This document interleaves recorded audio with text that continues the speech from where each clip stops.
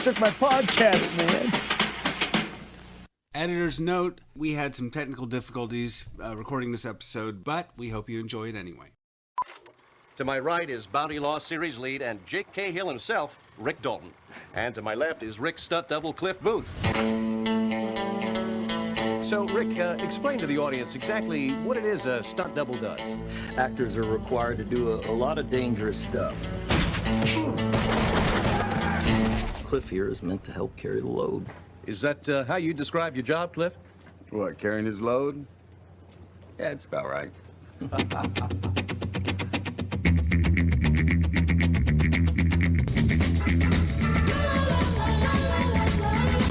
My hands are registered as lethal weapons.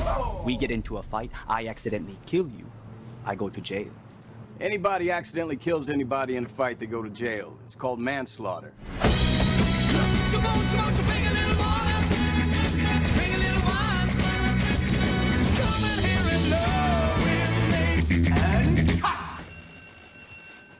That was the best acting I've ever seen in my whole life. Like you. Rick fucking no.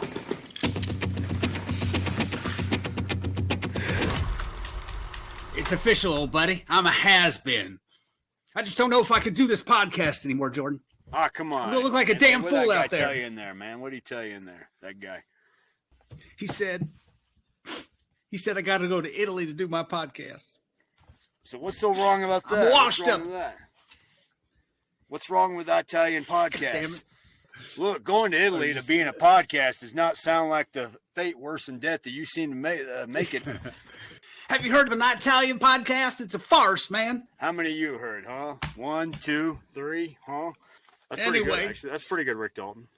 Eat your heart out, Dana Carvey. Ooh. Cool. You want 3, 2, 1? Down goes you. Down goes your podcast. That's pretty Yeah, good. 3, 2, 1. Welcome to our podcast. The Robots Took My Podcast. I am Jordan. And I am Anthony. Anthony, what movie are we talking about today? Jordan, today we are talking about the 2019 film Once Upon a Time in Hollywood. Once Upon a Time in Hollywood, written and directed by Quentin Tarantino. Never heard of him, Jordan. What has he done? Well, he never worked again after this movie. No. Man, good God. You're talking Who is about Quentin Tarantino for everybody? Started off as a screenwriter on the movie True Romance. He sold this screenplay for this movie True Romance. He was planning to take the money and make this movie Reservoir Dogs on 16 millimeter.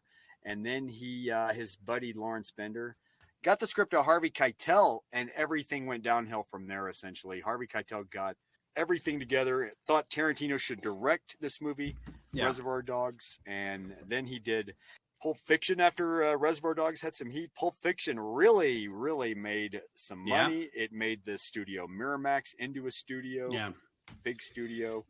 Then he did Jackie Brown, Kill Bill, all of them. Brown. Good God. Hateful Eight. List goes on. Still a man Unchained.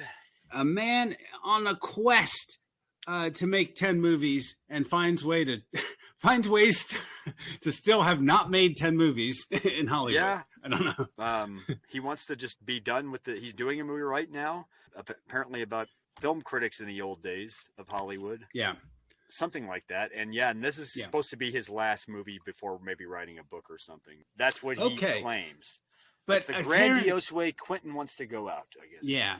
So anyway, but Tarantino, whenever you think of Tarantino, Jordan, I think there's just a short list of directors whose films are so stylized that you can just pick them out. Like you can walk in a room, that's a Tarantino movie. Yeah. It's a product unto itself. It's a marketing hook, you know? There's a type of energy in a Tarantino movie, movie, a type of energy off screen that it exudes that keeps you interested a lot of times. Almost like on par with a Scorsese kind of type energy, a De Palma kind of energy, a Sergio Leone kind of energy, which he was influenced by all these guys as well. So that makes sense, but it's a Paul Thomas Anderson kind of energy too, that kind of energy. Whether you like him or not, whatever you think of him and his movies, one of the most influential directors, I would say, of the past generation, hands down. Yeah. People love him and hate him equally. Yeah. Some people equally love and hate him even. There's just certain movies they love by him, there's certain movies they hate by him. And then maybe they don't even realize Depends it's all on the movie. Tarantino, Well, let's see if this is a movie we love or hate, Jordan. Yeah. Yes. Why do you want to talk about this film, Jordan? You wanted to discuss this for a while. There's something fascinating to me about this movie. The production design by Barbara Ling, who we've talked about like already 3 times on 3 other podcasts. Maybe I might be over exaggerating. 2 other podcasts at least that I can think of that we've done. The amazing production design by Barbara Ling, the universe of this movie, the alternate universe this movie inhabits is what's fascinating. This movie is not perfect all the way through from beginning to end. No. But this movie is fascinating to me, actually. That's why I want to talk about it. Okay. Well, this is a Tarantino movie, so he has a stock group of production folks, like Robert Richardson does the cinematography. Yeah. But this movie was not produced by the Weinstein Company. So, no, in fact, he was going to do this with the Weinstein Company until the big scandal, and then basically ended up going to Sony, where he had done Django, and taken the deal with Sony after all the Weinstein scandal happened and all that. But that was like this was like $40 million. Yeah. This movie's about, $40 million or so. This was going to cost. I think it probably ended up costing a little bit more. A big budget. Anyway, yeah, quite a bit more. Okay. So anyway, how does this movie begin? Well, with the Sony logo, bing, and then the classic Columbia Pictures logos, Columbia Studios logo from like the 60s and 70s. Yeah. The same kind I remember from Close Encounters, And then we're going into, and then we're in this behind the scenes black and white show where we're going behind the scenes about a TV show about our main character, Rick Dalton, called Bounty Law. Bounty Law. We're behind the scenes with Alan Kincaid. And he says, don't try to adjust your TV sets. If you think you're seeing double, you probably are, because and there's Rick sitting next to an on-set TV interview. Behind the set of Screen Jim's show Bounty Law, and he's interviewing Rick Dalton, the star of Bounty Law, and in this classic look back kind of clip to give you an idea of what's going on here with the characters. And then we make Cliff Booth his stunt double, and this also sets up the relationship. So who plays Rick Dalton? Played by Brad Pitt. Yes, and Rick Dalton played by Leonardo DiCaprio. Well, yeah. So these two have both. They were both in Quentin Tarantino. 90s Titans have been, and 2000s. I continue to be Titans today, I guess. They're but huge, still huge, still powerful. They both worked with Tarantino before. DiCaprio on Django. Brad Pitt on what is it? Hateful Eight? No, not Hateful Eight. No, Inglourious Bastards. Glorious Bastards, my God. And it's a good way, like you said, it's a good way to introduce their relationship. It's a good way to introduce the story. We jump right in. Yeah, right? Like Alan Kincaid says, does that describe your relationship? And he says, carrying his load? Yeah, that pretty much sums it up. And that like literally sets up the relationship right there. Yeah. And then we go to a it's foretelling of the rest of the movie. Yeah. And we're close up on this painting in a driveway. Now, I was not sure what this painting was. Obviously, it's a depiction of Rick in this painting. What this painting is I found this out from the novelization of Once Upon a Time in Hollywood. The painting is a piece of a billboard from a movie Rick did. And Cliff thought he wanted to keep it. And in the book, Rick actually tells him, expresses his dissatisfaction with having this painting in the driveway. Yeah. And tells him he wants it removed. And Cliff is like, I thought you wanted it there. I heard it was based on old actor Lee Van Cleef, who had a big old poster of his something in his driveway. Like you see his face. Apparently so. Yeah, you're right. I think you're right about that. I think I heard that too. That's what it's based on. But that's what it's from, is a billboard of one of Rick's movies. And it's a piece of it. And Cliff kept it for him in the driveway there. So then we drive through 1969 Hollywood, and it's a great period look. Everything looks authentic in this movie. Yeah, we go to Musso and Frank's. Yeah, still there. Yeah, and they use the real Musso and Frank's in the movie. They just dressed it up. Really, all they needed was to have people in costumes. That was it, because it looks the fucking same from what I understand. But yeah, Rick is going there to meet Agent Marvin Schwartz, played by Al Pacino. And also, Schwartz. While that's happening, it's intercut with clips of Sharon Tate. played by Margot Robbie. And who is Margot Robbie, Jordan? Wasn't she in a little movie called Barbie recently? Never heard of it. Never heard of it. Tiny movie called Barbie. I'm just kidding. Everyone knows who Margot Robbie is. Yeah. Oscar Australian winners. actress. List goes on. Yes. But anyway, so that's intercut with scenes of Rick and Cliff driving over to Musso and Frank's, and she's arriving at the airport being mobbed by fans. And you see this juxtaposition between the hip and the now, and Sharon Tate, and the washed up that is the early on. There's a contrast here constantly in the beginning. I think is interesting. So then his agent or a prospective agent shows up. We have Marvin Schwartz, played by Al Pacino, walks up out of nowhere. Yeah, he rolls up as Cliff and Rick are waiting at the bar at Musso and Frank's, and he walks into the hostess and says, "Gina, Gina, Gina, the light in the mist." And it's a great Tarantino dialogue. I'm looking and for a great cowboy actor. He asks if Cliff is his son, which is funny. Yeah, I don't know if he's serious or not. He walks up and says, "Well, since I sat through a Rick Dalton film festival last night, I feel like I know you now. Put it there," or something like that. Yeah. And then he says, "Is that your son?" And he says, "No, that's my stunt double, Cliff Booth. He's driving me here because my car's in the shop." And then we quickly cut away to Kurt Russell voiceover telling us, explaining that no, that's a big fucking lie, is what he said. Yeah. Cliff losing his license for drunk driving, but that's weird. That's our He's first been drinking and driving for so many. Yeah, that's weird for back then, and that's weird to lose your license that quickly. Yeah, I mean that's weird. Oh my god! Like, how drunk do you have to be? Like, he drove into a building or a pole or something. Like, you really have to. Yeah. Anyway, that's that. I don't know how believable that is, but it's weird because Tarantino loves little cuts in the sides and things to interrupt the film. But this narration happens, and I just want to point it out here because it happens a few times throughout this movie where we get this sort of jarring. We're not introduced to a narrator. We're just like, hey, here's a fact. Almost like he did in Inglourious Bastards, where he just kind of threw in the random Sam Jackson narration. Exactly. Mm-hmm.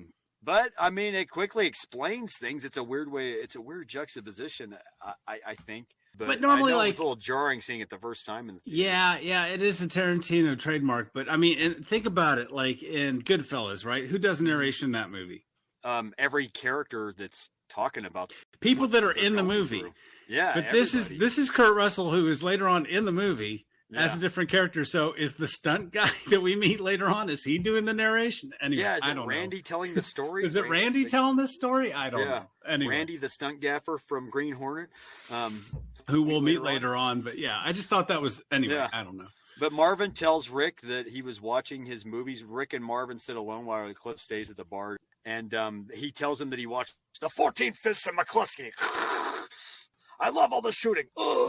And this is where we see Rick with a flamethrower. We actually see a clip from this movie, and it's grainy, and it's a hell of a stunt. And actually, in this scene, it's DiCaprio really is lighting up stuntmen with that flamethrower. In this scene. It's great. That's just how great the stunts are in this movie. Yeah. Oh yeah.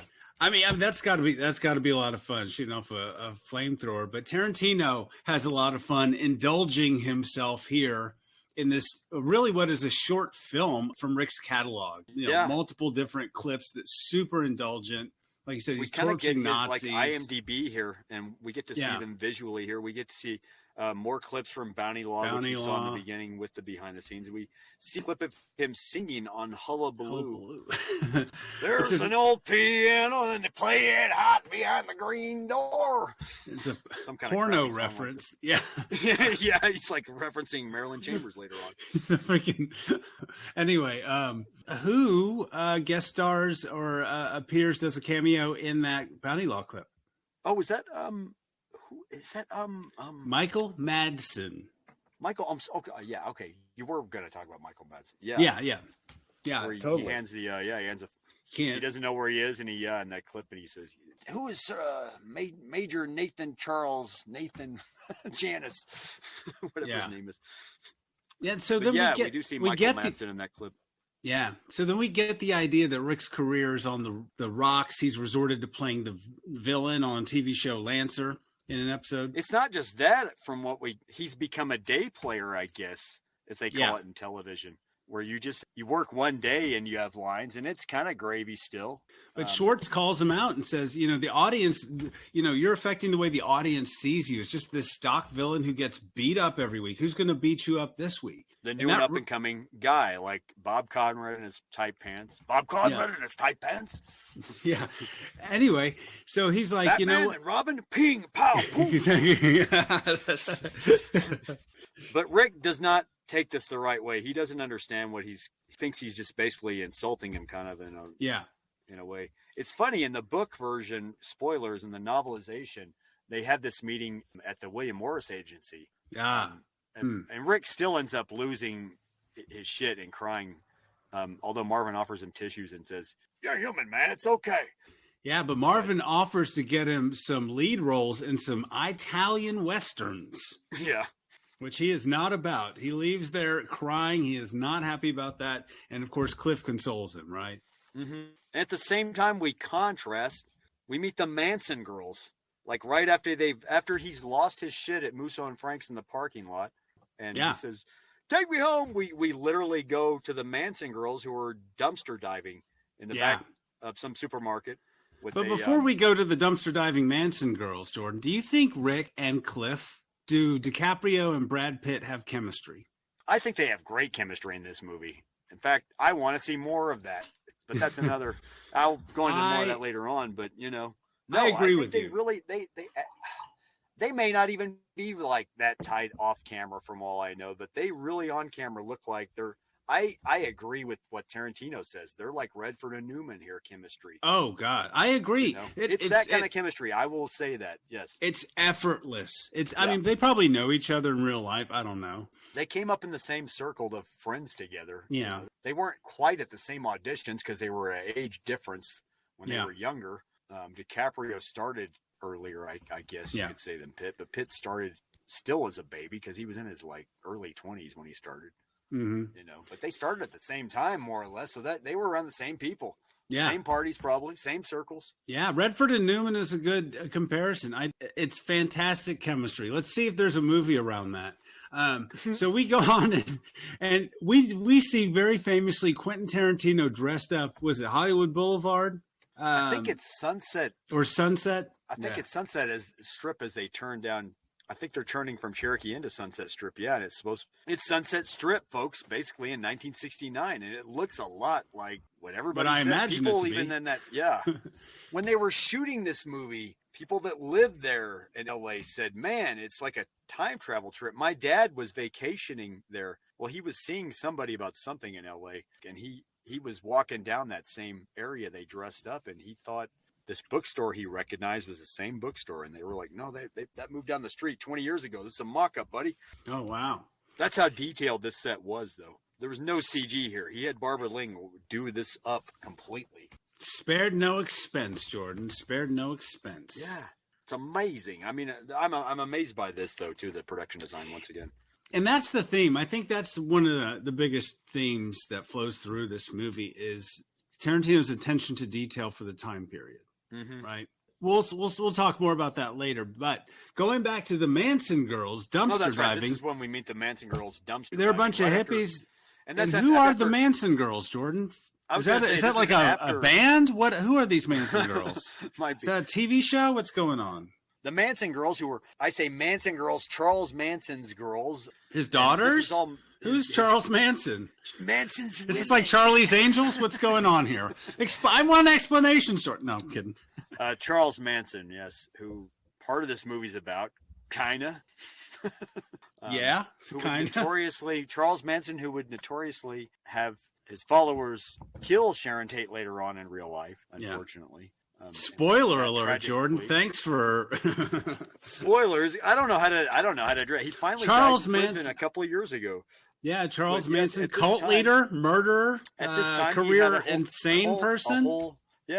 At this time, Charles Manson had a whole cult of people living with him at Spawn Ranch, this old dilapidated movie ranch. And these girls, that we see in the beginning are tip of the iceberg to see where that's going, basically. Yeah. As they're dumpster diving as they would do. Everybody related to Charles Manson was always dumpster diving for food because they didn't have any money ever. Nobody worked any job, so this is what they were doing, and this is kind of close to real. But they're all made up of all the Manson girls here are all made up of. Talk about Hollywood nepotism. We have Annie McDowell's daughter, Margot Qualley, here for notable mentions, and we have Kevin Smith's daughter, Harley Quinn Smith, even as one of the girls here. That we see among a few.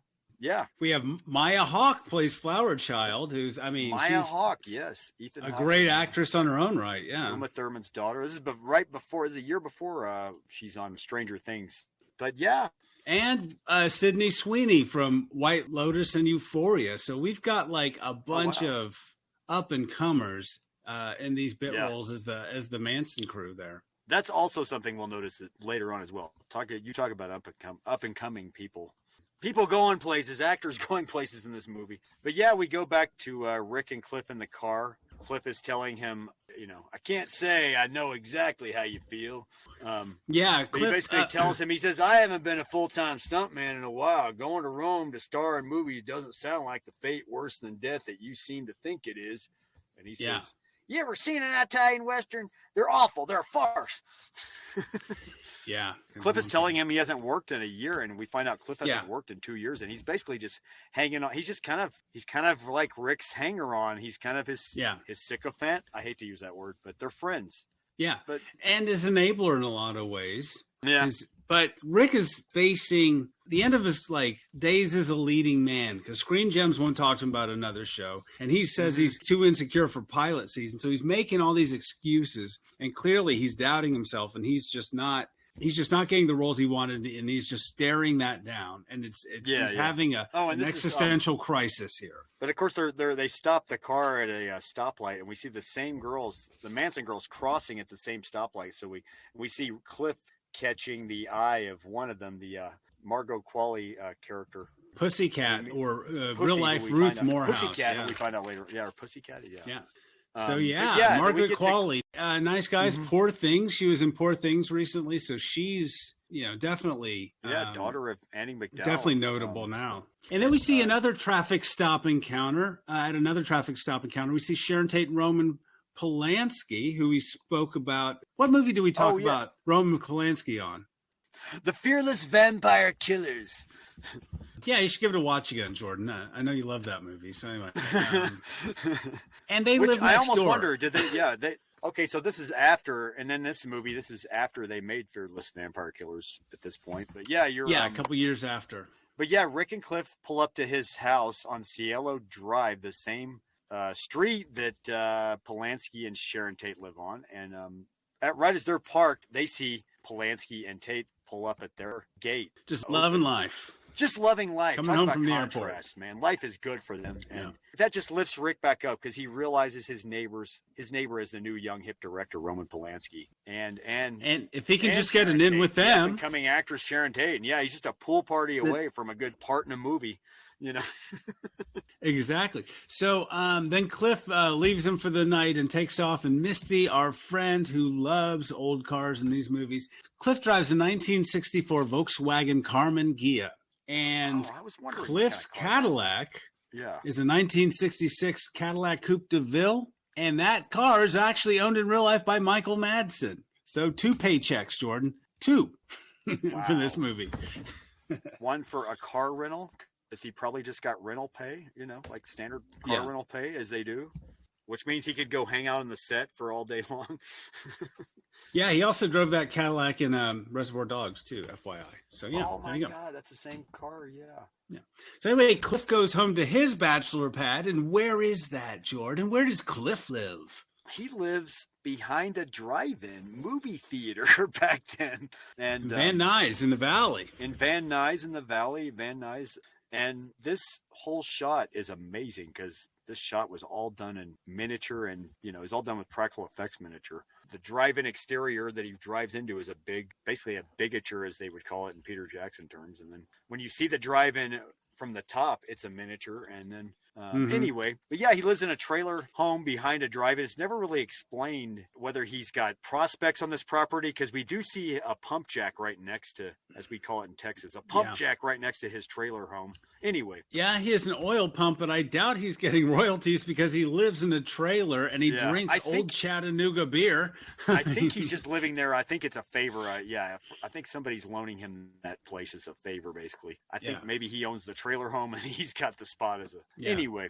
So he has a pit bull, Brandy, and we see this little snapshot into Cliff's life. His trailer's a mess. She greets him as he enters. Yeah, low rent trailer. He drinks old Chattanooga beer, which is also in Death Proof. And Jordan, I'm guessing that somebody's going to be smoking some Red Apple cigarettes at some point.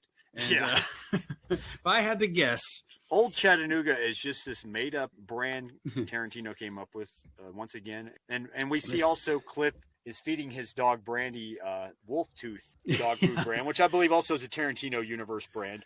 Yeah, just Tarantino fake product placement here. Just another kind of grand kind of universe kind building. Of brand. Yeah, which I think is funny. Then we see Rick at home. On TV, home. we see Mannix playing, and behind the TV, we see a big poster of Anne Francis from Forbidden Planet. It's a great books playing around even. And then we see Rick at home, right? So you see this contrast. Yes. He's got old posters too, but they're all movies he starred in. Exactly, like any actor. Actors generally have, like, I remember Michael Caine interview said actors generally have like posters of movies they were in on their walls or pictures of themselves with other people. True here. And he's trying to as well. He's listening to a rehearsal tape, practicing for this episode that's coming up. And he's making himself a classic whiskey sour. Wow, classic. Good eye. It's got an egg white in there and lemon juice as he's making it. And he shakes it up in a big-ass tankard mug, which means he's got like 3 whiskey sour drinks in that one mug there, ready for his little descent to the pool so he can practice his lines in the pool on tape, and basically. Yes. That's great, Jordan. I'm always impressed by your bartender's eye. And join us for our spin-off podcast, Jordan Drinks the Movies, where he analyzes drinks that people make in scenes, and we try to recreate them. Cocktails, characters, drinks in movies. Yes. There's we try to recreate. Does this too, actually, but yeah, I'm always curious about drinks characters are making. I actually did look that up before this podcast because I was always curious why he puts an egg in there, because I know he drinks whiskey sours, but I'm unfamiliar with the egg white. That's an old-fashioned thing, apparently, though. It's just to make it more fuller, apparently, and you shake it up in there, and it makes it even more fuller. But damn, his pool has a view of Hollywood, man. Jealous. Yeah. I swear I have seen this house in some other movie from that actual time period that we're in this movie. I swear I've seen it as a location in this one movie called Alice in Acidland from 1969. It's from this is an Alice in Acidland? I swear it's got to be the same house because mainly the way the pool looks reminds me of that. Unless not Alice in Acidland is not a family movie, Jordan. No. Well, neither is this movie we're talking about, technically. Yeah. Anyway, that's a watching alone mommy and daddy movie. Anyway, and I know that's a far out reference, yes, but yeah, appropriate for the time period. So then we see Roman and Sharon leave, and where do they go, Jordan? We were talking about contrast again. I mean, we see Rick. Rick's got to practice his lines because he's got to get up early. He's having some drinks, sure, but that's the most fun he's going to have. Sharon and Roman don't have anything to do for maybe weeks, months. So what are they? They're going to the Playboy Mansion party, where we're going to meet more people from that time. The Playboy Mansion party. A party at the Playboy Mansion, Anthony. This is a swinging party for sure. Like Austin Powers is here somewhere. Epic party here we're going to, and it also looks very clean for a Playboy party, I must say. Yeah. I mean, so then we meet doing anything wrong, smoking weed. Yeah. Yeah. We meet Steve McQueen, Michelle Phillips from the Mamas and Papas, and Jay Sebring, who's a hairstylist and former boyfriend in real life of Sharon Tate, right?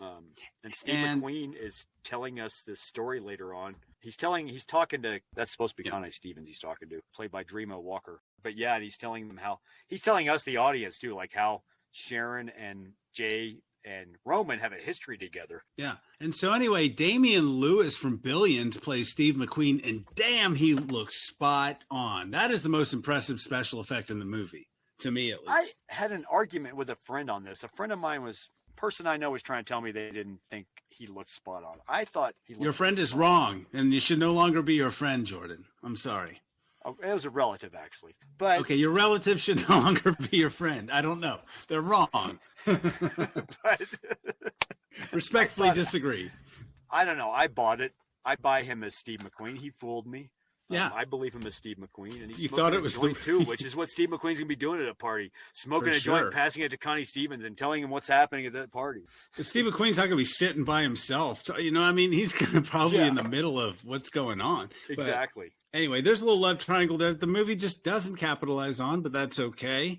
He says that basically that guy Jay is going to be there to when that little POO, when that Polish guy leaves him. I'm using nicer words than he used. When that Polish guy leaves him, Jay's going to be right there to help, right there for her. Basically, is what he says more or less. Yeah, you know, because there's this love triangle going on between all three of them. And they don't give Roman Polanski any lines. I wonder why that is, Jordan. No lines. Why do you think that is? He's still freaking alive. He can probably, even though he can't set foot in this country, he's probably gonna, sue them or something. I don't know. Anyway, apparently his wife tried to say Tarantino didn't get any approval, and Tarantino said, "No, I did. He read the script even, and he told me what I could or couldn't do about it with his character, and I think that's why he doesn't have any lines. Basically, is for legal reasons, I mean, yeah. Well, anyways, So Cliff drops Rick off at the Lancer set, and what does he say, Jordan? His daily inspiration. What does he say? Oh, he says, "Hey, you're Rick fucking Dalton. Don't you forget it." Yeah, exactly. Quote of the movie. Yeah. So Cliff wants to see if he can get him a job, right? Because Cliff is not having the same amount of success. Oh, yeah. And he says, "Hey, did you talk to the stunt guy, Gaffer, about me?" Yeah. On Lancer. And he says, I meant to bring it up to you. The stunt gaffer's friends with Randy from Green Hornet. So probably not a good idea. Yeah. Something like that. So Cliff has a history. See later on. Yeah, we'll see that a little later. So we meet the director, a real life director, Sam Wanamaker. Long list there of TV and movies that he directed. He's played by Nicholas Hammond. From Sound of Music. And Sound of Music. Also the original live action Spider-Man was Nicholas Hammond in the 70s as well. He was also in your favorite movie, Skyjacked. Yes, in the movie Skyjacked, Charlton Heston. Anyway, and so he wants to put Rick in a mustache and give him, hip him up a little bit, give him a hippie jacket, long hair, and Rick is not about that. Rick is like real old school, right? Rick has one lane, he's got one voice, he's got one note, he wants to stick. Like, Sam, if I'm covered up in all this junk, how are they gonna know it's me? He's like, I don't want them to know it's you. I don't want them to see Rick Dalton. I want them to see Caleb, the character. But yeah, and this is also Sam Wanamaker was coming off being blacklisted at this point when he was directing. He really did direct this Lancer pilot in real life too. Lancer was a real show back then. Yeah. I didn't know that because I'm not old enough to know this. But I had to look it up when I saw this movie. I thought this was all fake. This hasn't stopped you before, Grandpa Jordan. Normally he's like, I remember when I took my best gal. I never saw a stitch of Lancer when I was a kid growing up. But yeah, me either. This is well before our time for sure. But anyways, it's not before Tarantino's time. No, and these are all the movies, childhood. All the shows he watched as a kid, pretty much. But Lancer is a real fun Western show from that time period about this father who goes after his two sons because he needs help on his property because all these cattlemen are stealing his cattle. And anyway, sucks. Anyway, so then Cliff is driving around and he sees Pussycat again. Important. And Randy Miller, you mentioned him earlier, played by Sir Kurt Russell. Russell. Yes. He plays a stunt supervisor on Lancer, and basically Rick begs him to hire Cliff, and he's like, I don't like him. I don't like his vibe. Well, now we're forgetting. This is what's weird here. We're forgetting. We go with we have a flashback within a flashback here. I realized on this part, we follow Cliff all the way back to Rick's house to put the TV antenna back up. We follow him up to the roof, and he's putting the TV antenna back up.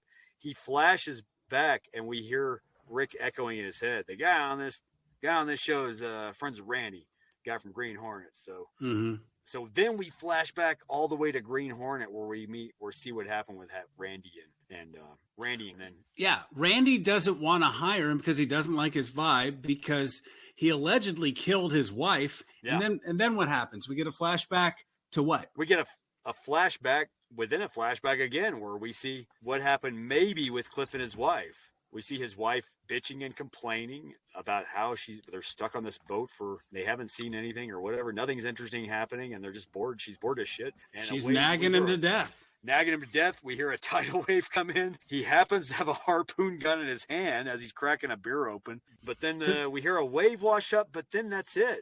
That's it. We'll see. All right. And then back to the Green Hornet days. Who's in the flashback? Kurt Russell playing Randy, and then Rebecca Gayheart playing his wife. Yeah. And she doesn't want to hire him because allegedly he killed his wife, right? Randy's wife, Randy says, dude killed his fucking wife. And he says, and my wife, I believe it. My wife believes it. She doesn't want to hire him either. Yeah. So that is already like starting to look bad for. He says, look, man, get creative, do whatever you want with them, But you can tell that Randy basically is going to probably say yes because he likes Rick at least. But also Rick says, guy's a fucking war hero, man. Yeah. Okay, and then what do we see? What's the next scene? What happens next, Jordan? So the next scene we're in is Cliff Booth is sitting there waiting to do some stunting. Sitting around waiting as anybody does on a show or movie. Waiting for stunting? Waiting for some stunting because basically Randy set that up as Randy said, if he doesn't stunt, then I don't pay him. So he's basically going to sit around until they decide to use it. So, and lo and behold, he's sitting off to the side and somebody is just out with their mouth talking about everything. And it's Bruce Lee, the Bruce Lee from the show.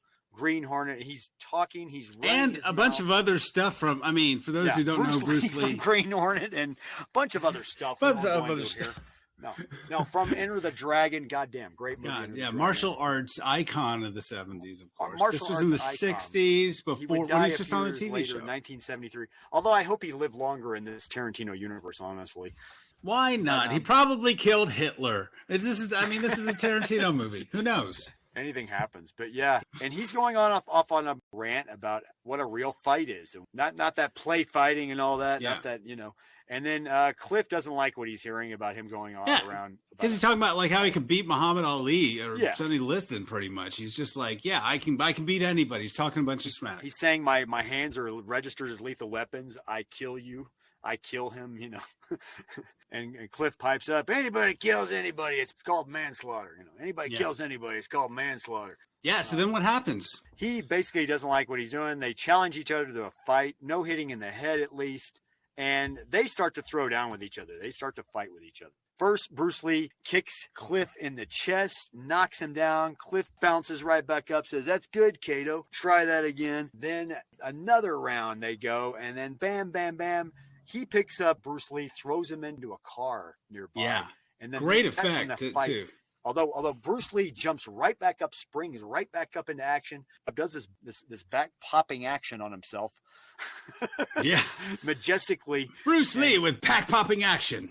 He's just like, I don't know why he doesn't really lose the fight here. Everybody was like, Bruce Lee lose the fight in this scene, but I know his daughter Shannon didn't like this scene, and the movie was banned in China because of this scene. No joke. I think it implies that the Rick's getting the better of him. I mean, but we don't get to see that because what happens?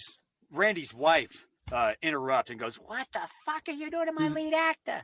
And that's her car too that they and dented. We find out, and then as.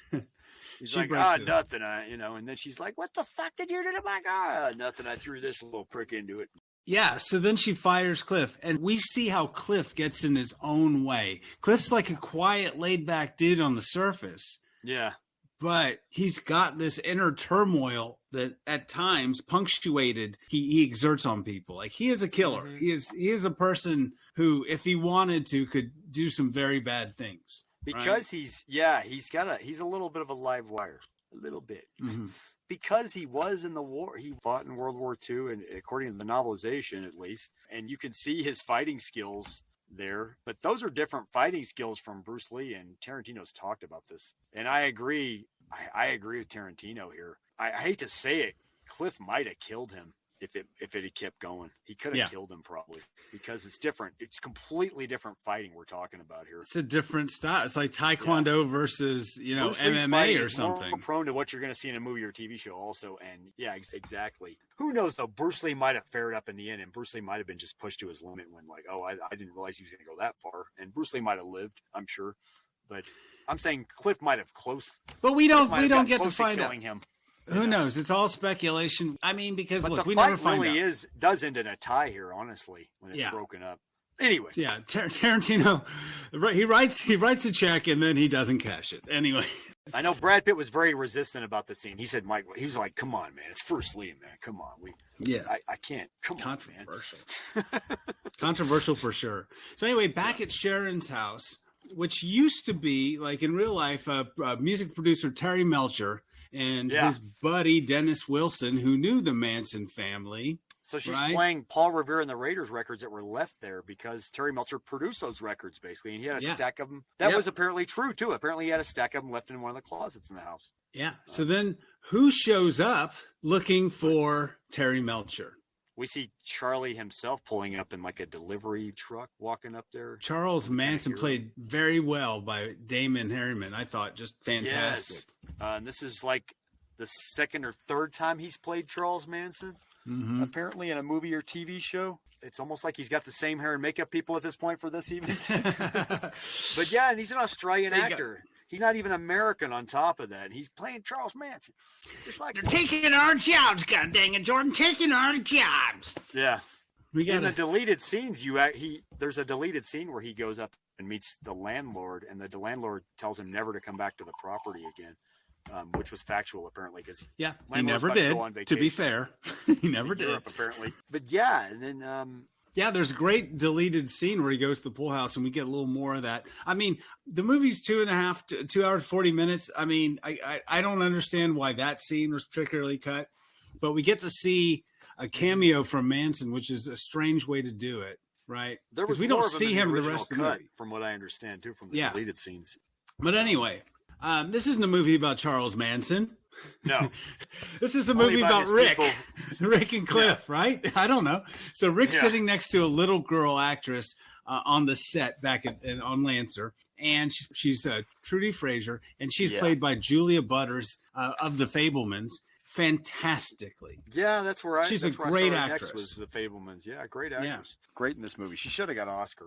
Yeah. And she is like this absurdly brainy and committed actor child and a little method, I think, but she's a great foil for Rick. They go back and forth here. And then Rick relates the story from a Western novel he's reading that sort of parallels his own place in his career. He feels, he just feels the guy falls off and can't walk again, something like that. She's like, gee, this sounds like a great story. So she's reading a book about Walt Disney right next to him. And she marvels at what a great entrepreneur he is. And he gets the feels and cries in front of this girl who's comforting him. So he solicits pity from this little girl. Like Rick does nothing but cry in the first half of this movie, which I think is important. This is in a time too when it's not a good idea for a man to cry in front of anybody. Oh no. Especially, somebody who's been a TV star of Westerns. On top of that. But anyway, so then we get a very unnecessary scene where Sharon Tate goes to the movies, and it's a whole thing about her getting in for free. And we see a movie that she was in, The Wrecking Crew with Dean Martin. Yeah. Right? And Jordan, like... It's a sweet moment, kind of. It's a sweet moment, but I don't know. It's this movie is 2 hours and 40 minutes, right? Yeah. Do we need 15 minutes of Sharon Tate going to see a movie and trying to get into a movie without paying? I don't get it. I don't understand it. Yeah, I guess. Anyway, because we're seeing her live her life, Yeah, we're getting. She doesn't need dialogue or anything. We're just seeing her as a person going to the movies, and I guess that makes her relatable. I don't know. I can't say. But she goes to the movies, and Jordan, at about an hour and 2 minutes in, they're on the Lancer set, right? Yeah. Filming. It's kind of an interesting scene. It's just like a continuous shot of the actual show. A Western within a Western, and then we're getting like Lancer on a bigger level here. Yeah. Lancer's done on a bigger level, like a cinematic filmed level. As if it were a whole, like a show, right? Like you don't see the cameras, you don't see the crew, you don't see anything. You just see this big expansive set. It's in black and white. Of the camera in the show, and you can hear the crew off to the side. But in one scene to remind you that you're on set. Yeah, but that's like a few minutes in, and you don't. For the longest time, you're just watching. I think it's fascinating that way. This is where we meet episode of Lancer, and there's a weird purposeful continuity error where the hat. It's Timothy Oliphant plays the actor Jim Stacy. Yeah. So he's wearing this hat, and then there's this. He's not wearing a hat. He's wearing a hat in this weird like shuttered continuity error, and that sets this part of the movie. That sort of signals this part of the movie. I guess it's just this long continuous scene. Oh, okay. And then continuous scene. Yeah. And then we see a Great Escape in clips of him. Oh, yeah, Rick, because Timothy Oliphant's Jim Stacy walks up to him on the set to introduce him. Yeah, and he says, "This is my show," but he says, "Hey, is it true?" Well, his introduction is also that he was supposed to be in the 14 Fists of McCluskey with him. Yeah, and then and then Rick says, "Oh, I only got that part because Fabian broke his leg or broke his shoulder." Blah blah blah, and then he says, "Hey, is it true? It's been bothering. Is it true that you almost got the McQueen part in Great Escape?" And so I think what we're seeing is what is in Rick's head, what he would have looked like in the movie if he had gotten the part. I guess that's what we're seeing here. Another flashback kind of thing. Yeah. It is. It's weird. I think a lot of these things are excuses pretty much for Tarantino to have a little fun. Yeah. But Jordan, the movie's 2 hours and 40 minutes. Okay. I'm just going to keep saying that because to me, that's a relevant point. How they incorporate him into the Great Escape, I have to say. It's but fun. Yes, it is a long movie. Yes. And that's great for a Blu-ray outtake or, extra. Well, I agree. It's fun. By the way, here special effects it's like by John Dykstra, by the way, of Star Wars fame and Spider-Man fame. Yes. Anyway, I thought for a first viewing that it was like him auditioning, but no, it's clearly him in the movie. And yeah, you're right. It's a non sequitur. It doesn't make sense. Yeah, I'm sorry. That was Tarantino's explanation. At least it was in his mind the way it would have looked if he'd gotten the part. But obviously, he definitely. It's one of his definite regrets. You could tell he regrets it though. Even though he tries to act like he's not hurt by it clearly, but he is, Yeah. And Tarantino's heart grew 3 sizes that day. No, I mean, he gets a bit indulgent here. We're back at the theater, right? And Sharon takes off her boots and her socks for some reason. And what do we see, Jordan? What do we see? We see her feet propped up on the seat, kind of blackened up. Her dirty, stinky feet rudely propped up on the seat in a public space in a movie theater for no purpose. I remember in the 80s when a security guard or a cop would walk down the theater and tell you not to do that. But you put your naked, bare-ass feet up on the seat. It's California. That was Texas. But also apparently because Tarantino wouldn't let Margot Robbie put a baby wipe on her feet before the scene for some reason. Well, because apparently it's probably because Sharon Tate didn't like wearing shoes. Apparently she liked to go around barefoot and would wear like rubber bands on her feet, apparently to make it look like she was wearing shoes of some kind, like sandals. It's probably why he idolizes her so much, but I don't know. I don't get it. It's Tarantino, so we're going to see some feet. She walked into the theater wearing like go-go boots. Go-go boots. That's what I'm saying. This movie is asking us to believe that Sharon took her go-go boots off in the theater and presumably like some socks or something. I don't know. And then propped her dirty, stinky feet up on the seat. I don't buy that. That's regardless of what happens in the rest of this movie, that is the least believable thing to me. There was a deleted scene where the usher walked down the theater and went, "Mistake, please remove your feet from the seat. Thank you." No, and she said, "I'm in this movie," and points with her toe. Yeah. Oh my gosh. Anyway, back on the Lancer set, we get another long scene from the show. And we're really getting an episode of Lancer, probably about a full 30-minute episode of Lancer in the middle of this movie. It's beautiful because I like it. It's like a movie, the cinematic treatment of it. right? Yeah, you said. it's like Lancer got the cinematic treatment. That's the interesting thing about it. Like it's like I said, it's like Lancer done on a bigger Lancer was already like, it looked like too, when I went back and looked at Lancer, it looked like it already was a show with a big kind of look to it. You know what I mean? I think it had a pretty big budget. They pumped some money into a Fox thing, you know. But is Tarantino even bored himself at this point in the movie, Jordan, with what's going on? That he's got to play with. This is great. Well, yeah, but you're talking about, we're in the scene though where they're talking over tequila and or mezcal. But no, that scene in the original Lancer, fun fact, it was Joe Don Baker playing that part of Caleb, basically. Yeah, and it was Joe Don Baker's just gnawing at a turkey leg, I think. Well, it made me think, like, man, is Rick Dalton just Joe Don Baker, really? Technically, I mean, you know, ooh. You know, Joe Don Baker's like kind of Southern and all that. So is Rick, even though Rick says he's from Missouri, I guess. But, you know, Joe Don Baker's got about 100 pounds on Rick Dalton. But you might no, this is baby Joe Don Baker. This is 1969 Joe Don Baker, and they clearly stuck a mustache on him too. And he's not like, he doesn't even look like Mitchell. He looks like, you know, pre-Walking Tall Joe Don Baker. That's what I'm saying. You know, yeah.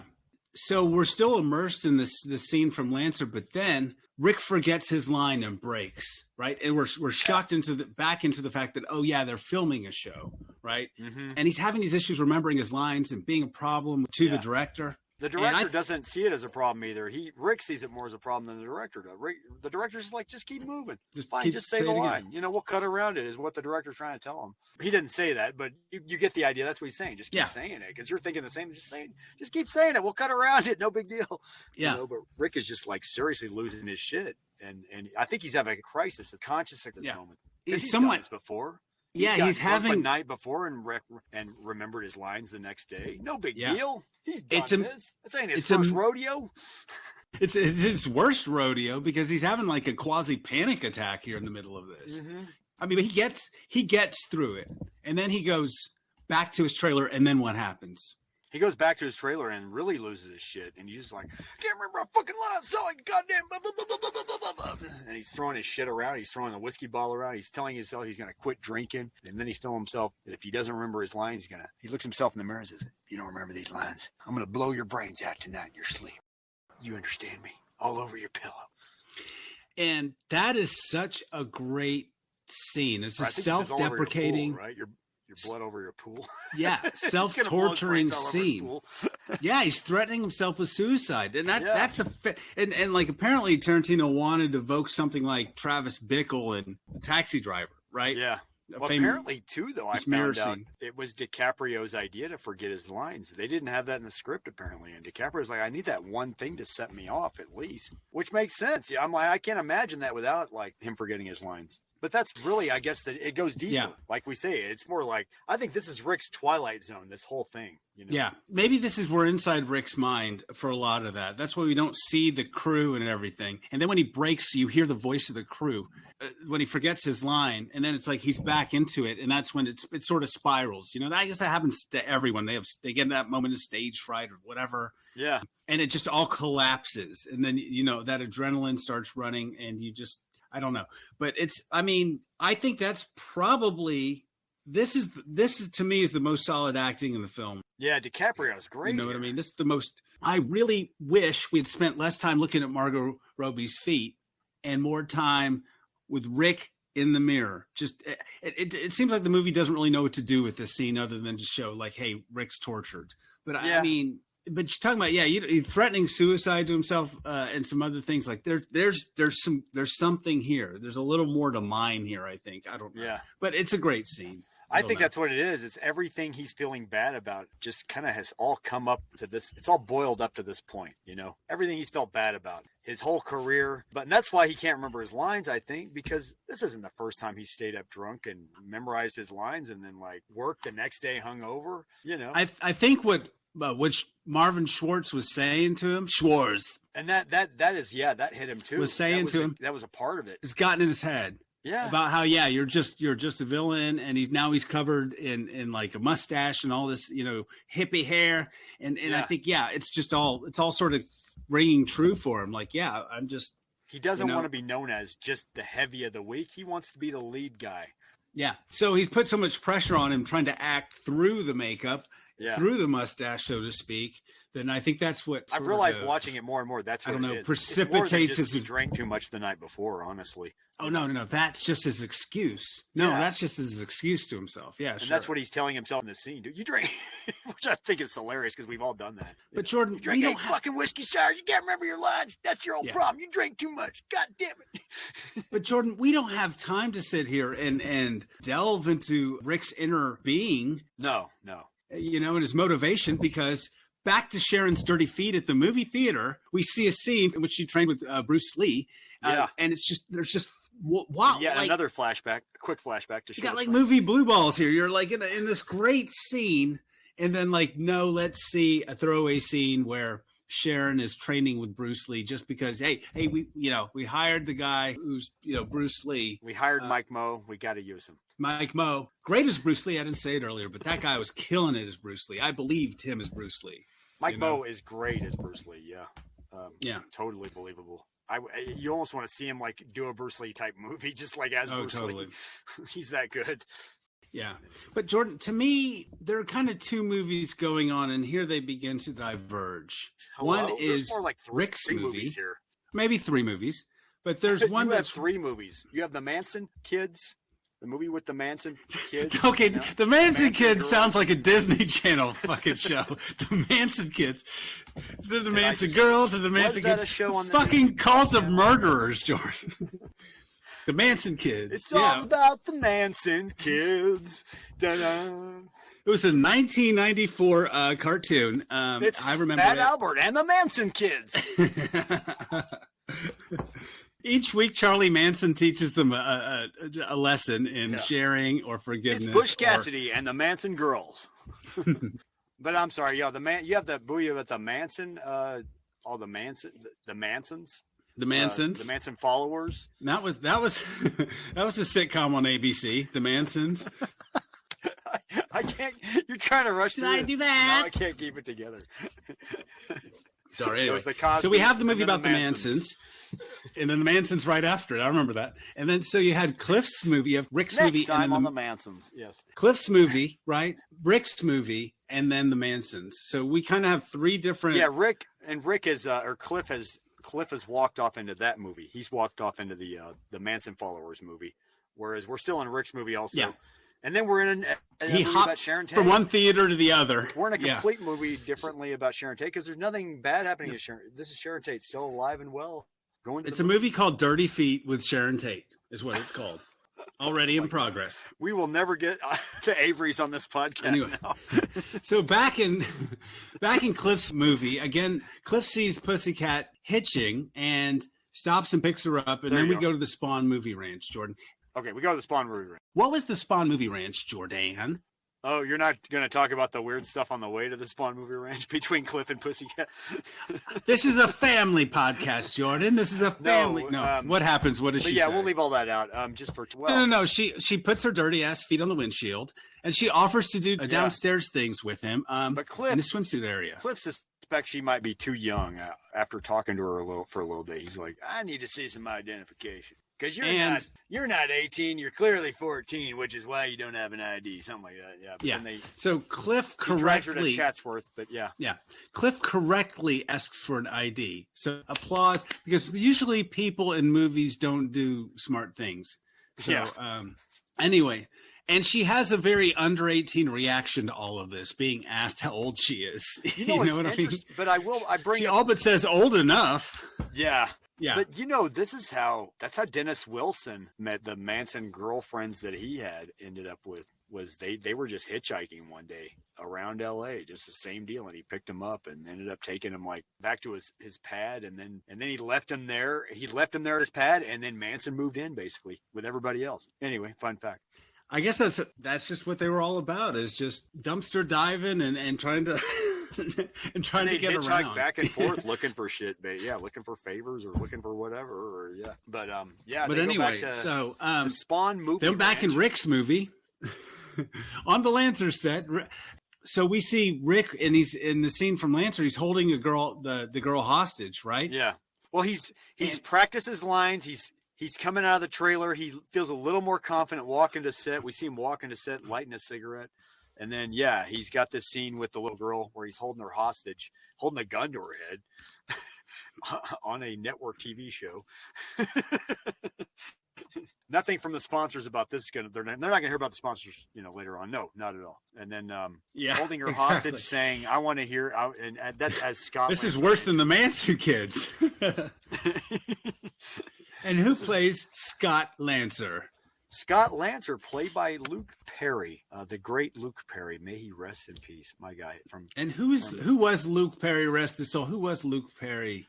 For those Luke Perry anyone from under the movie 40. 8 Seconds, from the movie Buffy the Vampire Slayer. Buffy Vampire Slayer. Okay, that's it. That's all he ever did. Oh, what? He did what? Beverly, also from he was also on the show Deadwood for a while though too.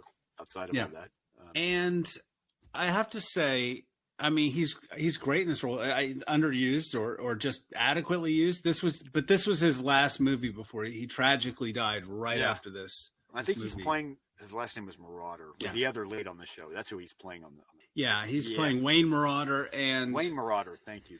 And I gotta say, Timmy Oliphant is great. Also, he's just great in this movie as well, and just really looks the part. I didn't mention that earlier, but just he does look the part. Yeah, they both look the part. Actually, I like this episode of Lancer. I just wish it was the pilot didn't even have like a little girl in there. Like that's even like invented right there. Like that's why another version of it being an epic version of Lancer. Yeah.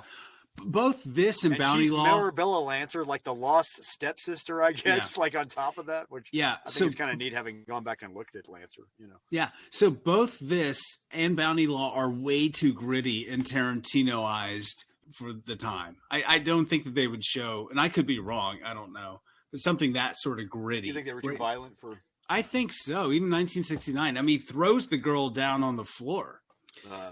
So Cliff nails this scene. But he nails it. Yeah, he nails this scene, and the girl and the director are praising his acting, and this is like the beginning, I think, of Cliff's redemption, right? Yeah, I think things can only go up from here for him. Yeah, and I think that's what it is. Honestly, he just kind of comes into his own here, and he realizes like all that other shit doesn't matter. Maybe some of the stuff that like in his mind that mattered didn't matter at this point. That made him. What you always kind of wonder what made him move like past all that though, I guess. I think there's a reel missing, honestly. I think we'll probably get into our thoughts a little later, but it's a bit abrupt. I don't know what triggers any of this. I guess his freak out was what he needed to sort of remind himself what a great actor he was. Whatever was happening when we were looking at Margot Robbie's dirty feet, that was important, and we didn't get that. But we see the results here, and I'm glad to see the results because it's a wonderful scene and probably one of this is, to me, some of the strongest chunks of the movie as far as like a regular movie goes. And the director's telling him, Sam Wanamaker's, when he's done with the scene, he wants him to have that sexy Hamlet pose. That I thought was cool. I love that he says sexy Hamlet. Remember what we said, sexy Hamlet? But there was a deleted scene. Once again, I hate to bring the delete. There's a deleted scene. I mean, this movie's long enough already, but where he was telling him, he was giving him direction. Wanamaker was giving Rick direction. He said, "You ever read Shakespeare?" And Rick clearly is not familiar with Shakespeare, and he said Hamlet. He said he describes Hamlet the way he describes Hamlet. He says, "I want you to be just like that." Yeah, crazy Hamlet. And it's a great scene. I don't know why they left that out. It's the emotional core of the movie, but we don't have time for that because we've got to join the Manson kids guest starring Cliff back at the Spawn Ranch. The Manson kids. This week on the Manson kids, they get a visitor. So and Cliff has a history at the Spawn Ranch because when he worked on not just Bounty Law, he also just, as a stuntman, he worked on a lot of shows there at Spawn Ranch, a lot of Westerns that were shot there, not just Bounty Law, clearly. So he's familiar with the place, and he walks the place. He's familiar with George Spawn, the owner, even the owner. And he walks through the ranch. It's like an old West set, and he's walking through it, kind of like a Western. It's right. So creepy. It looks accurate too from what you see of the photos. If you look at the history of Spawn Ranch at this time, Spared no expense, Jordan. Man, Tarantino said they couldn't. Apparently, they tried to cover it with as many dogs as they could, just to kind of litter it with dogs constantly. And all the Manson kids are there eyeing Cliff suspiciously, and it feels like a horror movie at this point. Even the music is great. It feels like Children of the Corn or some sort of thing. I don't know. Or Village of the Damned or something. Village of the Damned, yeah. That's what I always felt like this feels like. It's a weird, even down to the Bernard Herrmann music that we hear from the TV show. Yeah. When he decides to go through the screen door with Dakota Fanning sitting there. Yeah. So Charlie is away, and then Tex and another girl are given there's this guy Tex who we meet later, obviously, and he and this other girl are giving tourist trail rides. So then Cliff is walking around and he's like, something's not right here. Tex Watson is there, basically played by Tex Austin Watson. Butler. Played Elvis. Played Elvis. Got an award even. Yeah. Acting chops in this movie. But anyway, so they're off giving trail rides, and then Cliff's like, his spidey sense is tingling here. Something's up. So he wants to go see George Spahn. Yeah. His stunty sense is tingling. And at this point, it feels like it's going to be a cult movie, or something crazy is going to happen. I like this movie, Jordan. I like this movie a lot. And then this movie's weird. This part of the movie is really weird. Yeah. So the place is a mess. The house is a mess. And like you said, we see Dakota Fanning. It's just like, just star power everywhere you look in this movie. Right? She made everybody clear of the place because at first we saw a bunch of them sitting around smoking dope, watching regular 1969 TV at that time. And so George is back in the back sleeping. So he's like, he goes to wake him up. And who plays George, Jordan? Jack Nicholson used to call him Dernsy. Bruce Stearns. Bruce Dern. The Bruce Dern. The Bruce Dern. So many movies. Did you know who was supposed to play this part originally in this movie? Who was supposed to play this part originally in this movie, Jordan? Burt Reynolds. Burt Reynolds. The late Burt Reynolds. Burt Reynolds. Right before he died. And we can thank him for that line that we heard earlier, Bruce Lee tell Brad Pitt, "You're awful pretty for a stuntman." Because apparently Burt Reynolds said, who's playing Cliff Booth? Yeah. And Tarantino said Brad Pitt, and he said, he's awful pretty for a stuntman, isn't he? He's awful pretty for anything. Like, anytime Brad Pitt's in the movie, like, he's awful pretty for a garbage man. He's awful pretty for a spy. I mean, he's awful pretty for a UPS man. He's just awful pretty.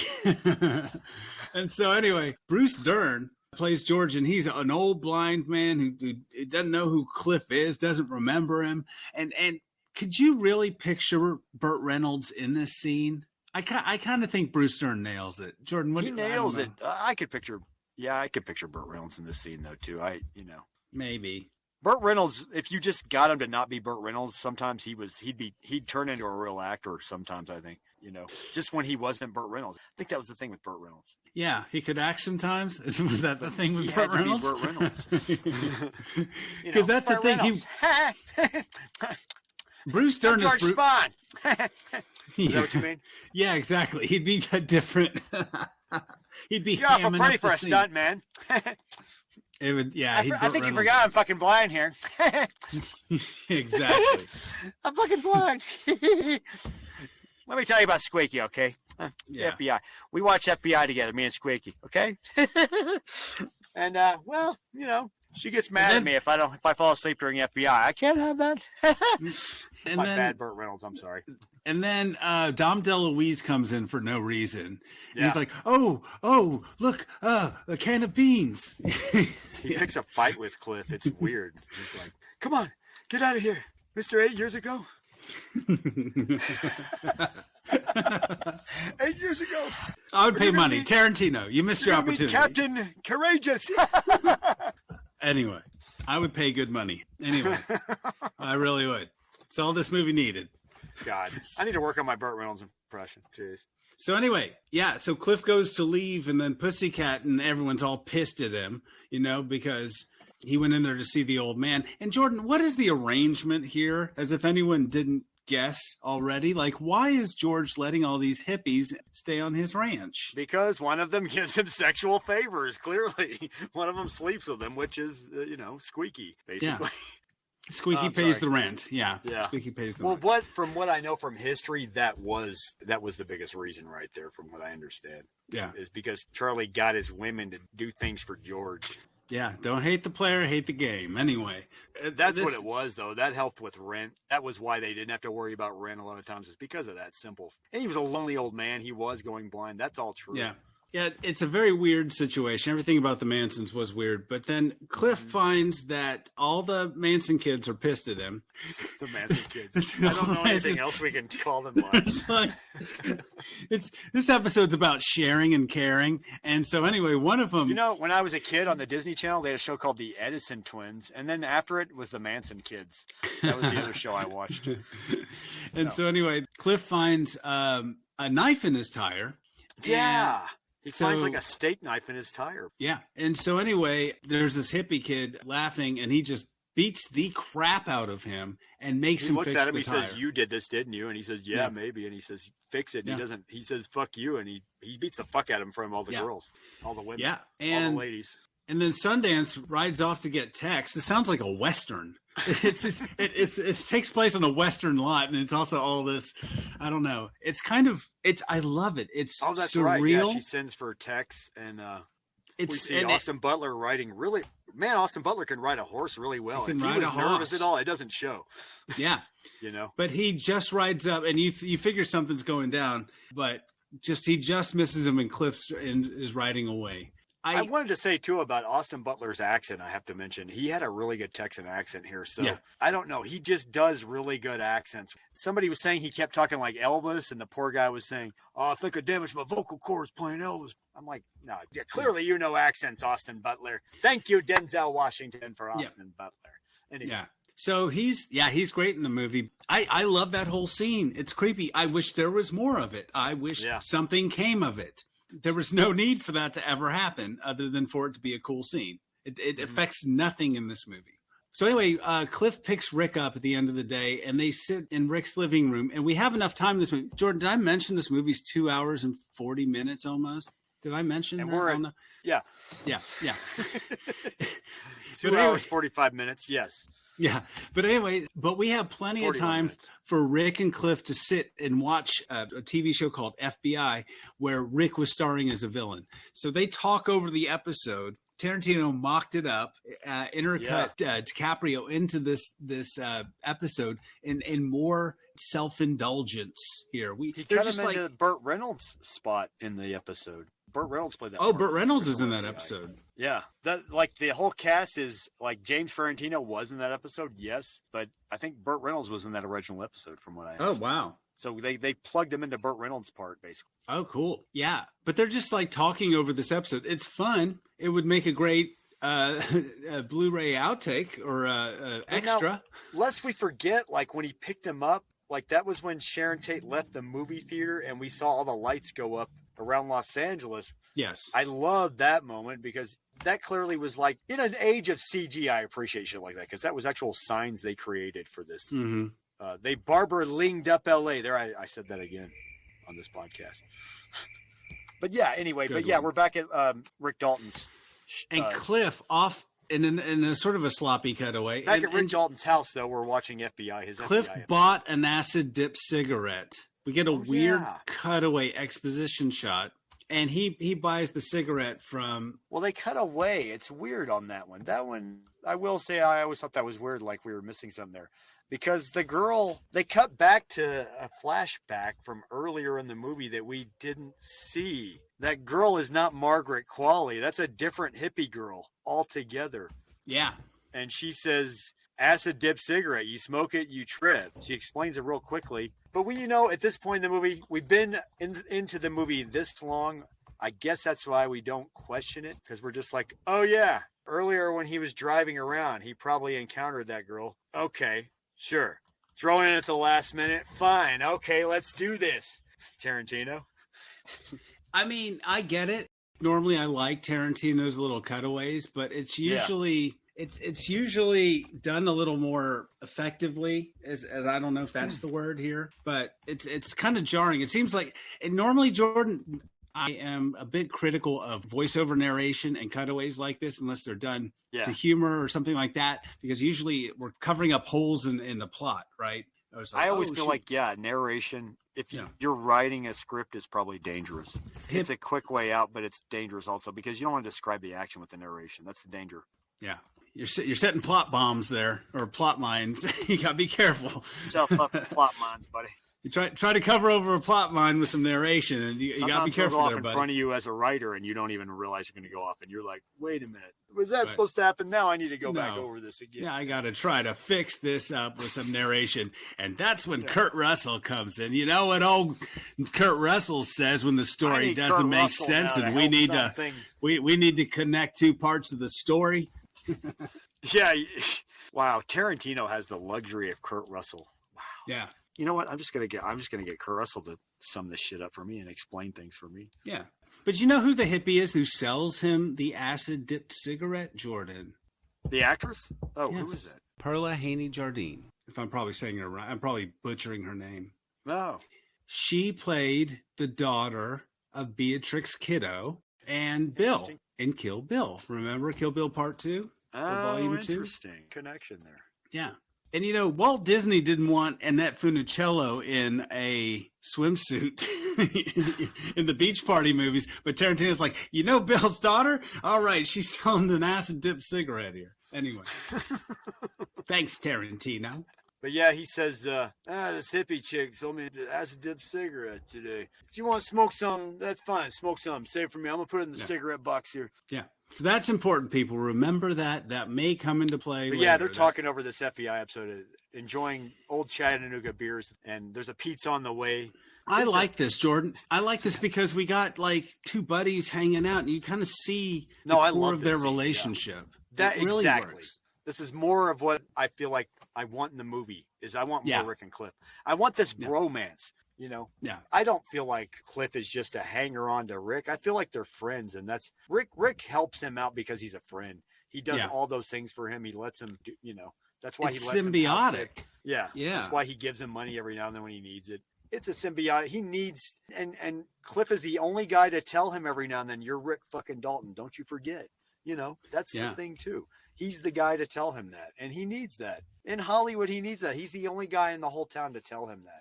Honestly, and to be on, and also he's the only guy that's gonna be honest with them too. It's kind of like Rick's entourage of one. Yeah, you know what I mean. If you wanted a quick reference, kids, I like HBO's Entourage. Rick only has one person in his entourage, and that's his stunt double. But yeah, exactly.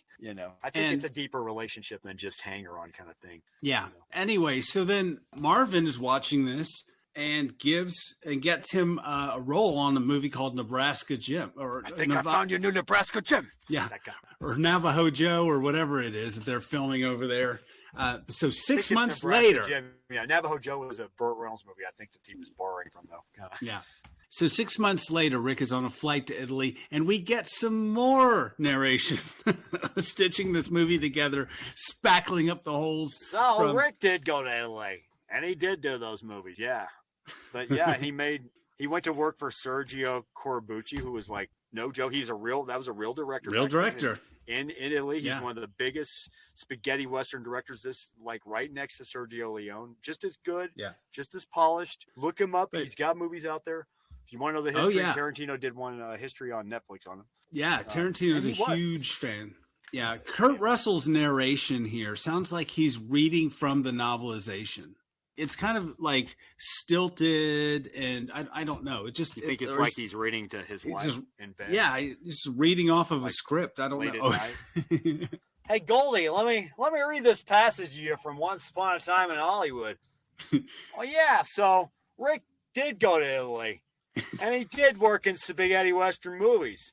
He met Francesca, his co-star, who would become his wife.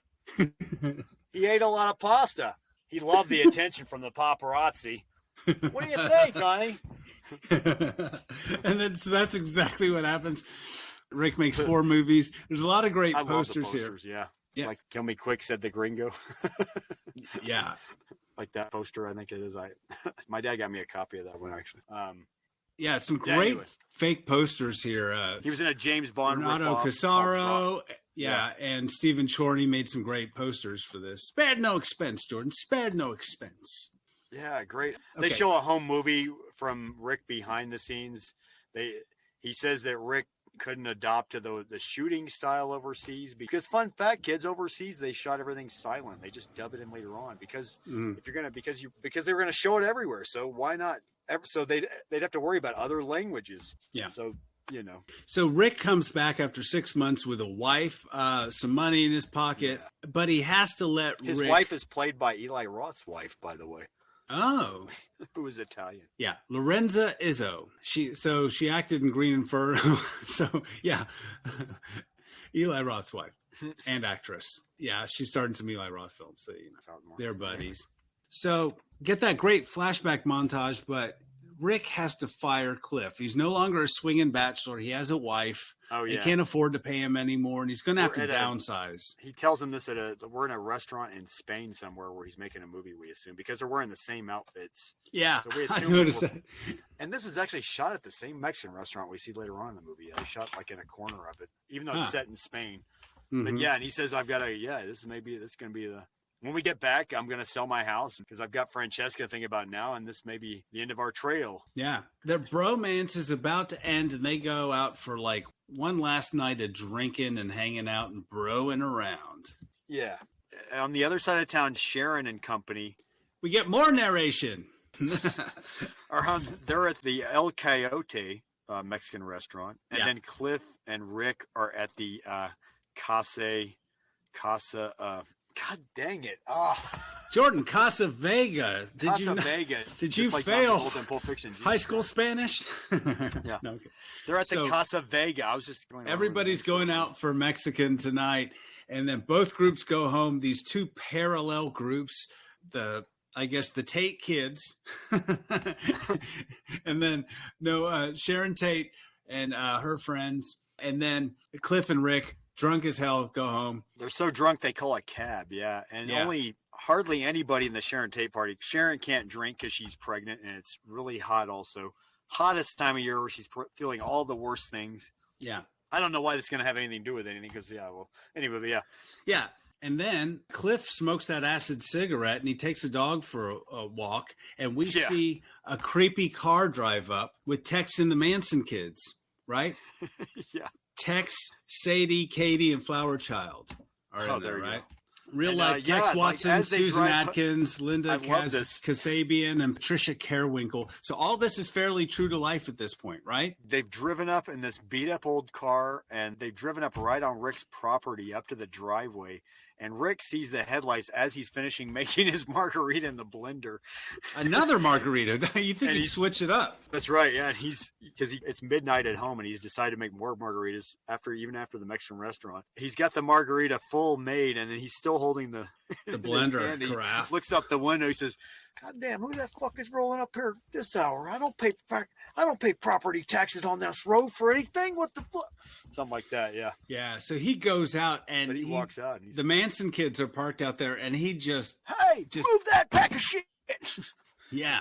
Hey, he tears into them. Just tears into them, and Tex is a gun. But still, he's like, Rick is so intimidating, he's so in charge. I guess he's still. It's weird too. Rick is like on his high horse so much that he kind of exudes power, like the kind of power you see in a movie or TV show that he does. Like, I thought normally that same he's just thing. a weak man in life, who's crying about not remembering his lines. Compared to his buddy Cliff, Cliff is closer to what he plays in a movie or TV show. Yeah.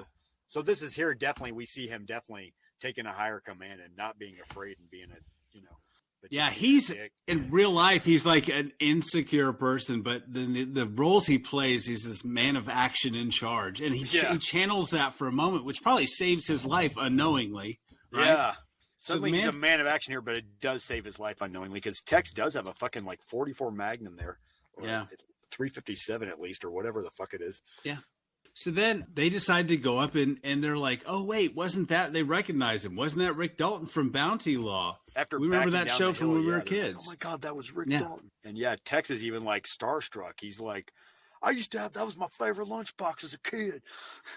And then Sadie says, we got to kill these people who taught us to kill from all this television violence. And he's one of the pigs Charlie's always talking about, right? So they hatch a little scheme, Jordan. And this is where the film diverges from history. Yeah. You know, in our universe, they go right up that driveway. They hop the wall. Ends and then tragically in our universe, but in this universe, they with broke Sharon into the Tate wrong- and all of them being murdered. And in this, and in the Tarantino universe, what happens? What do They they break decide into to the do? wrong house this time. Yeah. It doesn't go well for them. Yeah. Partly because they have Cliff Booth there. Yes. And Cliff Booth used to be in the war, and he used to fight. He's the guy who trained to be beat a up killer. Bruce Lee. He almost could have killed Bruce Lee. The guy who beat up Bruce Lee. Yeah, exactly. And but yeah, it starts off like they walk in through the front door, but Cliff happens to be tripping on acid from the cigarette. Yeah. I love the scene. I got to say, I love it. The Milla Fudge cover of "You Keep Me Hanging On" is playing over this because I love that cover. Yeah, Perfectly it's my favorite chosen. I've always song loved ever. that song too. Yeah. It's one of my favorite songs from that time period. No joke. Always has been. Yeah. It's a great song, and it's chosen perfectly for the scene. Yeah. But he looks at Tex and he goes, "You are real, aren't you?" And he says, "I'm as real as a donut, motherfucker." But real. yeah, I thought that was he's holding funny. a gun on him at this point, and everybody's got their knives out, and it's in a fight ensues. All hell breaks loose. After Cliff cues Brandy with that click click he does with his mouth, basically to attack Tex right in the groin. You know? Yeah. Brandy, the dog, the pit bull attacks. It just goes to hell. Attacks Tex. Brandy, who, by the way, in the novelization, Brandy used to be a dog fighter. So Brandy ain't afraid of shit. She survived like a lot of dog fights. Wow. Tough dog, this Brandy. So that's why she ain't afraid of shit. So it's no wonder, she's going to attack the groin like that. Anyway. Yeah. And she's devoted to Cliff completely. Yeah. Brandy is because of this also. Cliff saved her also at the same time. So they go in. Yeah, so Katie goes in and grabs Francesca, who is sleeping, and pulls her into the living room, right? But then the dog attacks Tex. And then, Cliff realizes who they are, that he saw them at the Spawn Ranch. And Cliff has just a crazy memory in this movie. Yeah, he's like, you were on a horsey. Yeah. Your name was Rex, right? No, it was something more stupid like Tex. How would he even know that? He never saw Tex. He drove away, and that was 6 months ago. No, remember he did meet Tex because we didn't talk about that in depth earlier, but he did meet. Oh, Tex he did. Because he said, "Where are you from?" I used to be on a chain gang in Houston. He said, "I'm from Coke." Oh yeah, that's right. Place you never heard from, Cokeville. Yeah. Around Houston. Then Cliff throws a can at Sadie, hits her in the face, and this is where the blood starts, right? Yeah. He's struggling with Katie, and she gets stabbed in the side, and then he proceeds to do what, Jordan? He grabs Katie, and what? Well, because she stabs him in the side of his waist, which he doesn't really realize until he looks down. He's just been up in the whole thing, and of course he's tripping. But she stabs him right next to the hip bone, basically the edge of the pelvis bone on your waist, basically right around there. And of course he's slow to react, but then when he looks down and sees it, he touches the tip, but he doesn't move it or anything. And he proceeds to slam her head all over the place, all over Rick's house, into the fireplace, into the phone in the wall, into the frame poster glass in the wall. Yeah, it's crazy. Posters, Jordan, what kind of friend is that? I have framed really movie posters on my wall of movies that I'm not in, but they're plexiglass. And Jordan, I would made of real glass if you smash them. I'm just saying. Tip everybody for when your friends come over and want to smash people's faces into your stuff. I've got plexiglass just in case you try that at my house. Anyway, it is gory, man. It is gory as fuck. And holy shit. What's her name? Sadie's attacked by the dog also. She busts out into the pool area where Rick's been sitting there drinking more margaritas, just chillaxing with the radio and the headphones on, listening to a song, rocking back and forth. Yeah. And she falls in the pool, and he gets scared and jumps out and grabs the old flamethrower from 14 Fists of McCluskey. The old flamethrower. Yeah. Who doesn't have a flamethrower in their garage? Yeah. Well, I believe it because It works. Saw on a talk show where Jesse Ventura said he kept the gun from Predator in his garage. Oh, I believe that. Yeah, I believe that. So why wouldn't Rick Dalton keep the flamethrower from 14 Fists in his tool shed? I don't know. Sound logic. Well, Tarantino sent Cliff up on the roof to fix that antenna just so we could go in the shed and see that earlier. So it was established, right? It was in there earlier. Long way to walk, but it works. Yeah. You know? So anyway, wow. But he tortures the hell out of her because she's still in attack. She's still like just attacking like crazy, just flailing around. This part is very ludicrous and almost comical, even for a Tarantino movie. Like Tarantino has like comedic violence. This is even like this is almost silly, I think, in a lot of ways. This is like an alternate universe comic book, I think. Yeah, you're right. It does feel like a comic played out book. differently kind of thing. Yeah. I don't know. It doesn't feel like a Tarantino movie for a minute. It's kind of, I don't know. I mean, Inglourious Basterds has some gory, crazy stuff going down, but this, I don't know. It's less gory than that. It just feels a little silly. No. It's like individually gory, right? Oh, yeah, and it's comedic, and it just doesn't match the tone with what we've seen at all before. And there wasn't that much violence before in this movie, if you think about it. And then we get this big, gory climax, comically gory climax, and it's just kind of like, holy shit! I saw this in the theater, and I was like, damn, this really grabs you, for better or for worse. It was shocking. It was shocking because you did forget you were watching a Tarantino movie for a minute there. I guess I understand what you mean now. Yeah. You forgot you're watching because of everything that came before this, because it wasn't like a shock a minute kind of thing. Yeah. Pulp Fiction has some shocking things going on in the first 30 minutes or so, at least. Yeah. Hell, and a lot of his movies do. Even Reservoir Dogs does. Yeah. But anyway, so Rick has his hero moment and torches Sadie in the pool. And that's it. I mean, we hear the sirens and then the aftermath of all of this. And the sirens, he's telling the cops. Although when he's talking to the police, you know what it reminded me of? Like, and I know Tarantino's a big De Palma fan, and so am I. Like, it reminded me of when Jake Sully from this movie Body Double from 1984, when he's talking to the police in this one scene, it's lit the same in everything, with the sirens on the guy's face and everything. Him sitting on the steps talking to police. Tarantino likes to pay an homage, I think. And I'm a fan of De Palma too, and I know what Tarantino is too. So I don't blame him for doing that. But what we get, the scene that we get after is a scene that every now and then I cry when I watch, because everything is all undone. Everything is all unsaid. Cliff is being pulled away on a stretcher through the ambulance. He says, "Don't worry. You know what? Bring me some bagels tomorrow. I'll be in the hospital. Don't worry. I'll be around." Yeah, Rick wants to visit him. He's like, "My wife has passed out," and according to the Tarantino Universe and podcast, the Video Archives podcast, where they talked about Rick Dalton. Apparently, Rick Dalton did go on to bigger and better things, nevertheless, after all this. So, and so did, Cliff did live to do more stunting, apparently. So there's a happy ending, I guess. But then we get the call when he's on the gate from Jay Sebring, who's next door still, because nothing bad happened in this universe next door where Sharon Tate and Polanski lived. And Jay Sebring is like coming out to the gate going, "What the fuck happened out here?"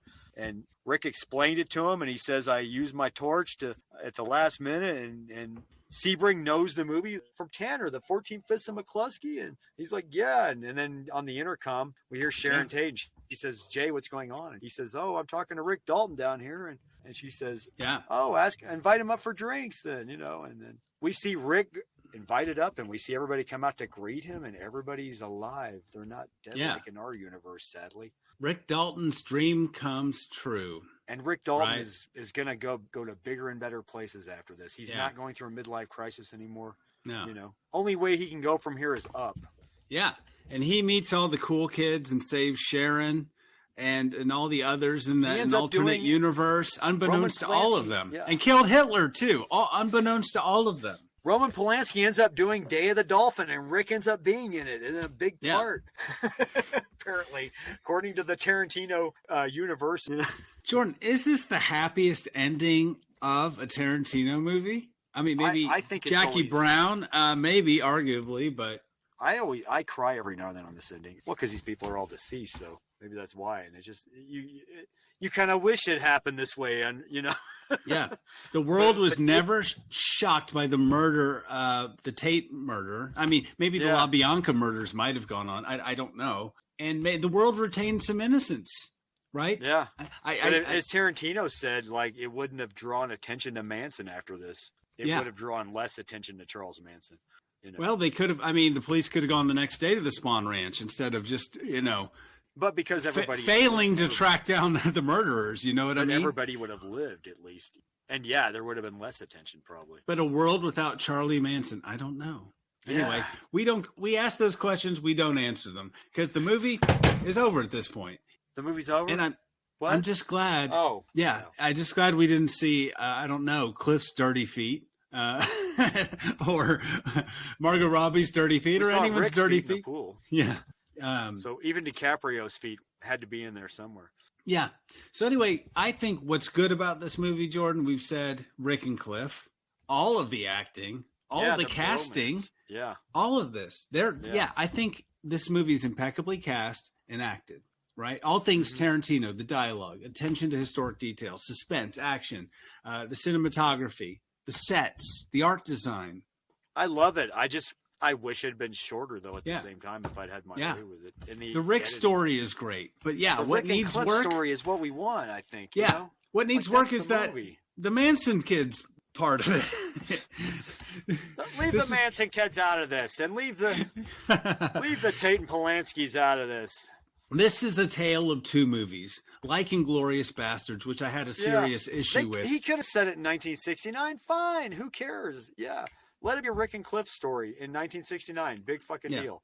It's right before his favorite movie of cinema, 1970, which Tarantino's right. 1970 is an interesting year of cinema. Yeah. I agree though I think what you're trying to say is why does Tate and why does the Manson kids have to be in there? Why? It's like exactly. It's like they're both good movies, and this is the same criticism I sort of had of Inglourious Bastards. You got two different movies. One is a beautiful movie about France in wartime and this Jewish lady with a theater, and these Nazi killing Jewish platoon exacting vengeance. These are both two very different but very good movies. Same thing here. You have a 40-minute movie about those guys. Talking about Inglourious Bastards. Yeah, you have a 40-minute movie about the Bastards guys. Yeah. And then you have a 2-hour movie about this girl who lost her parents to the Nazis here, Yeah. And two different movies like intertwined somehow in a weird way. But they detract from one another. They're strong apart. In my opinion only, you blend these two together and they dilute one another. Like same thing here. I love Rick and Cliff's story, right? Yeah. I even like the Rick or the Cliff goes and monkeys around with the Manson kids. I don't even mind that. I don't even mind the Manson kids stuff. Yeah. But I think you put these both together and both these stories suffer. Now, I thought that less this time when I saw it, because I guess I knew what was coming and I was paying more attention to the detail of things. But all that does is make it too long, like you said. Suffers from too much detail at the expense of pacing. Like we get all these scenes, especially in the middle, where they just don't have to be there, right? Mm-hmm. They don't add anything. Too much of a good thing. I start thinking like an editor if I watch something for too long or if it goes on for too long. And with this movie, I started to think that. And I just started to realize I even did my own private cut of this movie, which I shouldn't showboat really because I can't let anybody really see it anywhere because it'll get banned from whatever platform I throw it on. But no, I just feel like the guts of the story as my inner editor just cries out on this movie. The guts of the story, the heart, the soul, the glory is Rick and Cliff. It's them. It's their story, this movie. And Tarantino is denying himself of that movie a little bit, I feel like. Yeah. I'm going to say Rick it. Tarantino, I'm going to say it. And Rick already had his redemption, right, on set. Yeah. And this is confusing. So I guess it's his second redemption. It's not really Cliff's redemption. Cliff isn't changed by this that we get to see in this movie. No. Right? No, there's really Cliff's only going to benefit because of Rick later on. Once again, I think story-wise, a more satisfying thing would be if Rick and Cliff come home, and then you see Jay Sebring there, or whatever his neighbor is, and just says, "Hey, I saw that Italian movie. Why don't you come over and have a drink?" That would have been a nice bow on it. Would it have been a Tarantino movie? Probably not.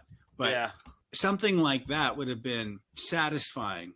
And this is satisfying in a Tarantino way. In fact that, we're hungry for blood. We want some crazy action. But even that, it sort of fails because it's a little too late for a Tarantino movie. It's kind of a short sequence that doesn't really resolve anything. It resolves the movie fine, but I don't know.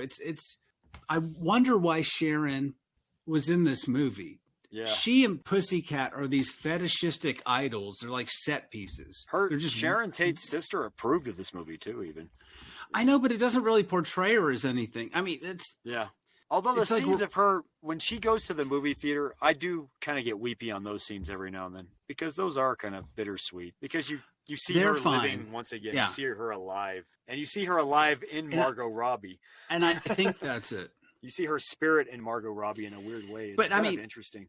Yeah, it's literally. It is interesting. It's not bad, but all these women are underwritten. I wanted to see her do more in this movie than try to sneak into a movie for free. Yeah. Right? Yeah. And dance around to records. Yeah, we're happy Sharon Tate is back alive, but we didn't. Unless you're a fan like or Joanna Pettit Tarantino, show up and give her birthday presents and pineapple later on. Yeah, that's all that's at the expense. We could have had real scenes. We really delved into who she was and what she cared about and what she liked. Yeah, No, those are. I feel like those are two different movies, though. Too honestly, I agree with you on that one. Yeah, I would have liked to have seen that because she's underwritten, and so why do we care that she's? I hate to say that to be blunt, but why do we care that she's saved? Yeah. All the women are underwritten except for the little girl in this movie. I know. It's almost like, Quentin, I love your approach, but could you just make a separate movie about Manson and Tate and just do the Rick and Cliff movie as a different movie?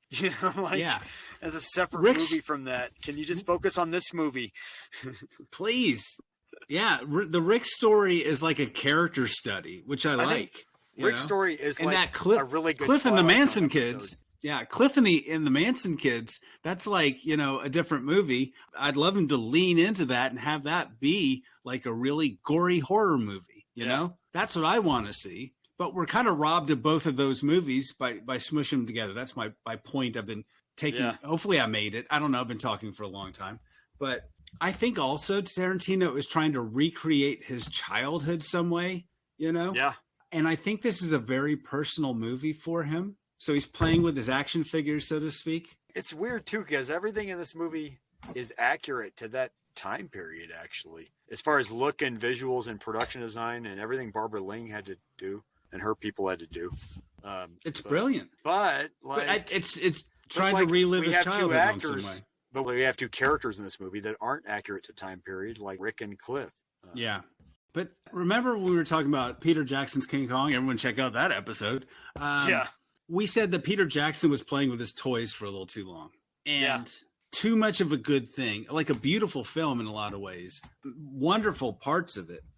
Too much of a good thing. No pun intended with that Paul Revere and the Raiders song. Too much of a good thing. I know. I don't know. What is it? I don't know. But yeah. But just the too much indulgence. I don't know. I wanted to see the Rick and Cliff movie. I also would love to see like a creepy Manson fictionalized account with even Cliff in it. I don't know. But we don't get those movies. We get a sandwich cut in half, so to speak. I do wish they'd shown off a little more of the production design. I hate to say that because that shouldn't be the focus of a movie, I'm sure. You can see the old interview of George Lucas where he says, you don't have to spend too much money on production design because, Return of the Jedi spends millions of dollars on a sand skiff sequence anyway. Same thing, but same thing with this movie where you spend like millions, but I kind of wanted to see a little. I've gone to look at YouTube videos to see more detail on the sets and the redressings that he did because I kind of want to see a little more of that. Just people walking around a little bit, Yeah, it would be nice to see Rick and Cliff walking around, right? Yeah, and we get that with Sharon Tate in the scene, but a little bit. But I want to see more of the.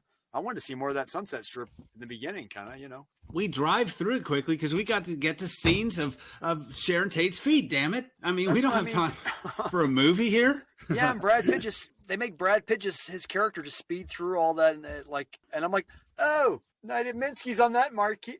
Romeo and Juliet's on that marquee. Three in the Attic's on that marquee. Well, let me pause it. Hang on. Yeah. And I'm looking at all these movies in the marquees. I'm sorry, because I'm a fanboy. Forgive me. Yeah. Let us dwell in this space for a while and enjoy it with you, Quentin. You know, let's we not weren't drive there on through set it. with you. I mean, I'm just saying, Quentin. Yeah. That's all. Just saying. I'm not trying We to be didn't mean live to in that Quentin. time period. With all due Anyway, respect, I say this, Quentin. So, did Once Upon a Time in Hollywood murder at the box office, Jordan? Did it? I don't know. On a budget Yeah. of about 90 to 95 million asterisk on these numbers, it made domestically $142 million. And overseas, The global except for gross China, it of did good too. 375 million global. I would say that's a success. I would say that's pretty good globally. Pretty fair. Yeah, Tarantino still over kinda has 100 million. Yeah. I'm amazed that Tarantino, it must be because Tarantino just still has a fan base. I saw this in the theater. Tarantino's like, I did too. Like, I kind of had to steal away to go see it too because I have a wife and kid. And my mom was in town. I had to be like, can I go see a movie by myself real quick? You were like, Jordan Sneak took off away. his shoes. He showed the guy in the ticket box his dirty feet and said, I'm in this movie. Let me in. Yeah. No, sir. What if I'm in the movie? That's me. I'm Brad Pitt. But I will say that come awards season, the Academy liked it because it was nominated for Best Picture, Best Director, and Best Screenplay, which had all lost to Parasite. That was the year Parasite swept the Oscars. Damn. Best Actor, DiCaprio, but he lost to Joaquin Phoenix in The Joker. That's tough. Best editing you got nominated? Best sound editing and mixing, Oh, but it wow. lost both. Yeah. But it won a Golden lost Globe, it. I think. Didn't Lost it. Let me see. Yeah, it won 5 Golden Globes. I'd have to look and see which. You threw a curveball at me, man. Oh, I'm with sorry. The Golden Globes. So anyway, cinematography also nominated, but it lost. Lost costume design too, but it did win, Jordan. Brad Pitt won for Best Supporting Actor as Cliff Booth. That's what I thought, because he had this great speech where he said, I want to thank Margot Robbie's feet, Leonardo DiCaprio's feet, Dakota Fanning's feet, Margaret Qualley's feet. Apparently. Yeah, and one for Best Production Design, your girl, Barbara Ling. Barbara And Ling. Nancy Haig. It's funny, too, on this movie. You know, you had Barbara Ling and Robert Richardson. This is like the same combination from Oliver Stone's The Doors, also set in the 60s. But there was a lot of controversy at the time. You know, of course, Sharon Lee, we mentioned, Roman Polanski's wife. Yeah, Sharon But Lee, Brandon Lee's daughter, did not like the portrayal of Bruce Lee. And Roman Polanski's wife, Emmanuelle Seigner, did not like the portrayal of Roman Polanski in the movie. Yeah. I don't. But we ask the question now, Jordan. Did Cliff kill his wife? Oh, you know, this was in the novelization, and it was a little more in depth. And do you want me to go in depth here? Briefly. Go in depth very briefly. It was accidental, kind of. He had the harpoon gun in his hand for something entirely different, and it was accidental. The wave went over, and he was holding it, but he did not intend to shoot at her. But it did happen to go into her side, but it split her down the middle completely. And he tried to hold her together to stop the bleeding until they got ashore. And they put all their differences aside as a couple at that point. But by the time they got to shore, she was dead because she lost so much blood. But he didn't intend to kill her, apparently. It was really accidental. And that was the thing that just kind of shadowed him, was shadowing over him. He only actually killed people in cold blood, though, during the war. So the knife in his side is a nod to that, the harpoon, do you think? Like some sort of karmic retribution? Oh, I didn't think about that. I don't know. No, I don't think that. I think that's just another. Yeah. I wish we would have gotten that in this movie, Jordan. That would have been a hell of a thing to put in a movie about Cliff, wouldn't it? What do I know? I don't know. Cliff was also in the novelization. Cliff was a pimp over in France for a while. He ended up in France after the war, and he met with this guy that told him how to be like a French type pimp. But it wasn't like the type of pimp you'd see like in an old movie or, you know, like Superfly, or someone. He's like, if you want to be Willie Mack, if you want to take care of your women properly, you have to take care of them. You need to buy them the best dresses, the best perfume. You need to put them up in the best places ever. Oh, and so he's a nice pimp. Okay. Yeah, he was like teaching him how to be a high class pimp, like Cliff Booth was apparently in France after the war in the 50s. A nicer pimp than Charlie Manson. Anyway. Okay. So anyway, yeah. So Jordan, what kind of rating do you give this movie? Man, I give this, 9 out of 10 flamethrowers. In my garage. 9 out of 10 flamethrowers in my tool shed. Mainly for main reasons, not obviously completely story, but man, there's just like great chunks of this movie I do love. I love the Rick and Cliff dynamic. I love the production design by Barbara Lane. Yeah. I love the cinematography by Robert Richardson. All of that. You know what I mean? The direction by Tarantino's great, man. I agree with you though. At the same time, I just kind of wish he could have split them up into different movies at least. Yeah. It's a wonderful trip. It's a beautiful journey. It's a time trip. Yeah, it's time travel. Yeah. Honestly. But for me, I think I give it 7 out of 10 dirty feet on the windshield because you went just there. just like I was dirty. about to ask you what kind of rating you were going to give. Just like dirty feet on the windshield, the story needs to be cleaned up a little bit. Wait, how many feet is that from one person? That's like, like 5 people, isn't it? Making up that many feet. The 17 dirty feet of McCluskey. It's like no. But I mean, I like everything in this movie. I think it could have been trimmed down. Even this movie could have been cut down. A good 30 minutes, 20 minutes, maybe. Mm-hmm. And just focused more on Cliff, and even had the thing at the end with the Mansons. I agree. But it's a bit long, though. I agree with you. It's a bit long. It would be much. It would be much better at 2 movies, or even resolve the entire Rick and Cliff thing, completely, and then kind of pick up in the 3rd act and do this total different Manson thing. And trying to balance these 2 things, just to me, it both of them suffer. But I mean, it's still a great movie. It's a Tarantino movie. It's entertaining. You get your money's worth. Yeah. I kind of wonder what it'd been like even if he split up the stories, Pulp Fiction style, more so. You know what I mean? Exactly. Yeah, that worked. Where it was like you had Sharon Tate as one separate 45-minute movie within the movie here, and then you have another 45-minute movie with the Manson kids.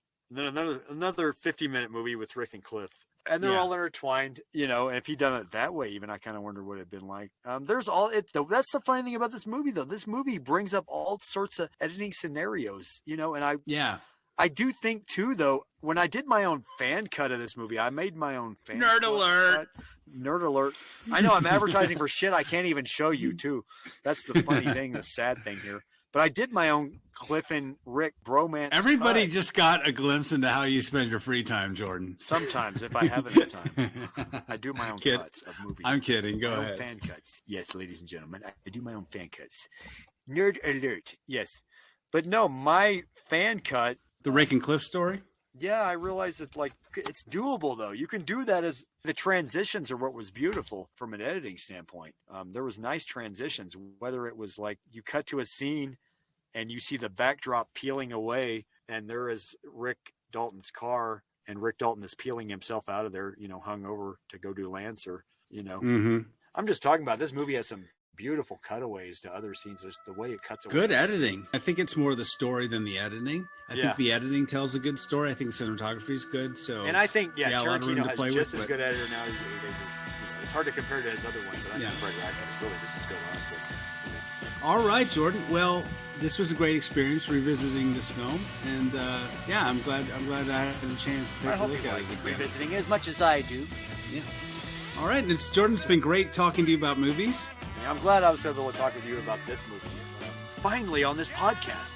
I know. And everyone, thank you all for listening. We hope you've enjoyed this. Thank you. And listen to some of our other episodes if you like this. And don't forget to like, subscribe, whatever good buttons there are on the platform that you're listening to this. Give us a rating. Tell your friends, tell your kids, tell your wife, tell strangers on the street if you like this.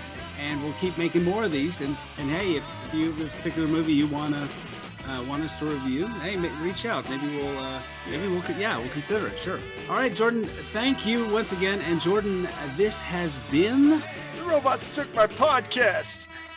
By the way, you're Rick fucking Dalton. Don't you forget it. And now a word from our sponsor. Coming soon to Saturday morning, the Manson Kids.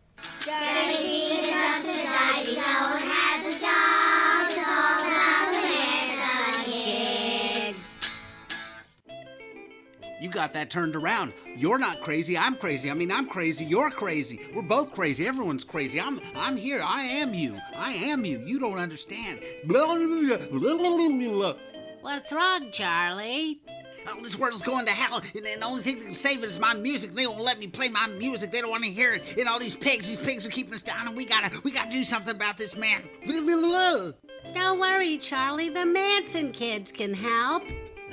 I'm not crazy. You're crazy. You're in a prison in your mind. Maybe we get people together and clean up the neighborhood. Have a litter campaign. That's a great idea, Charlie. And I know just where to start, Charlie.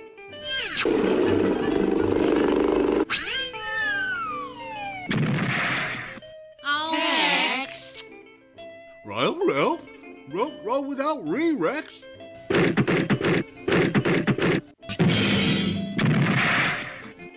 Oh, Giblet. It's all about the Manson kids. Saturday mornings.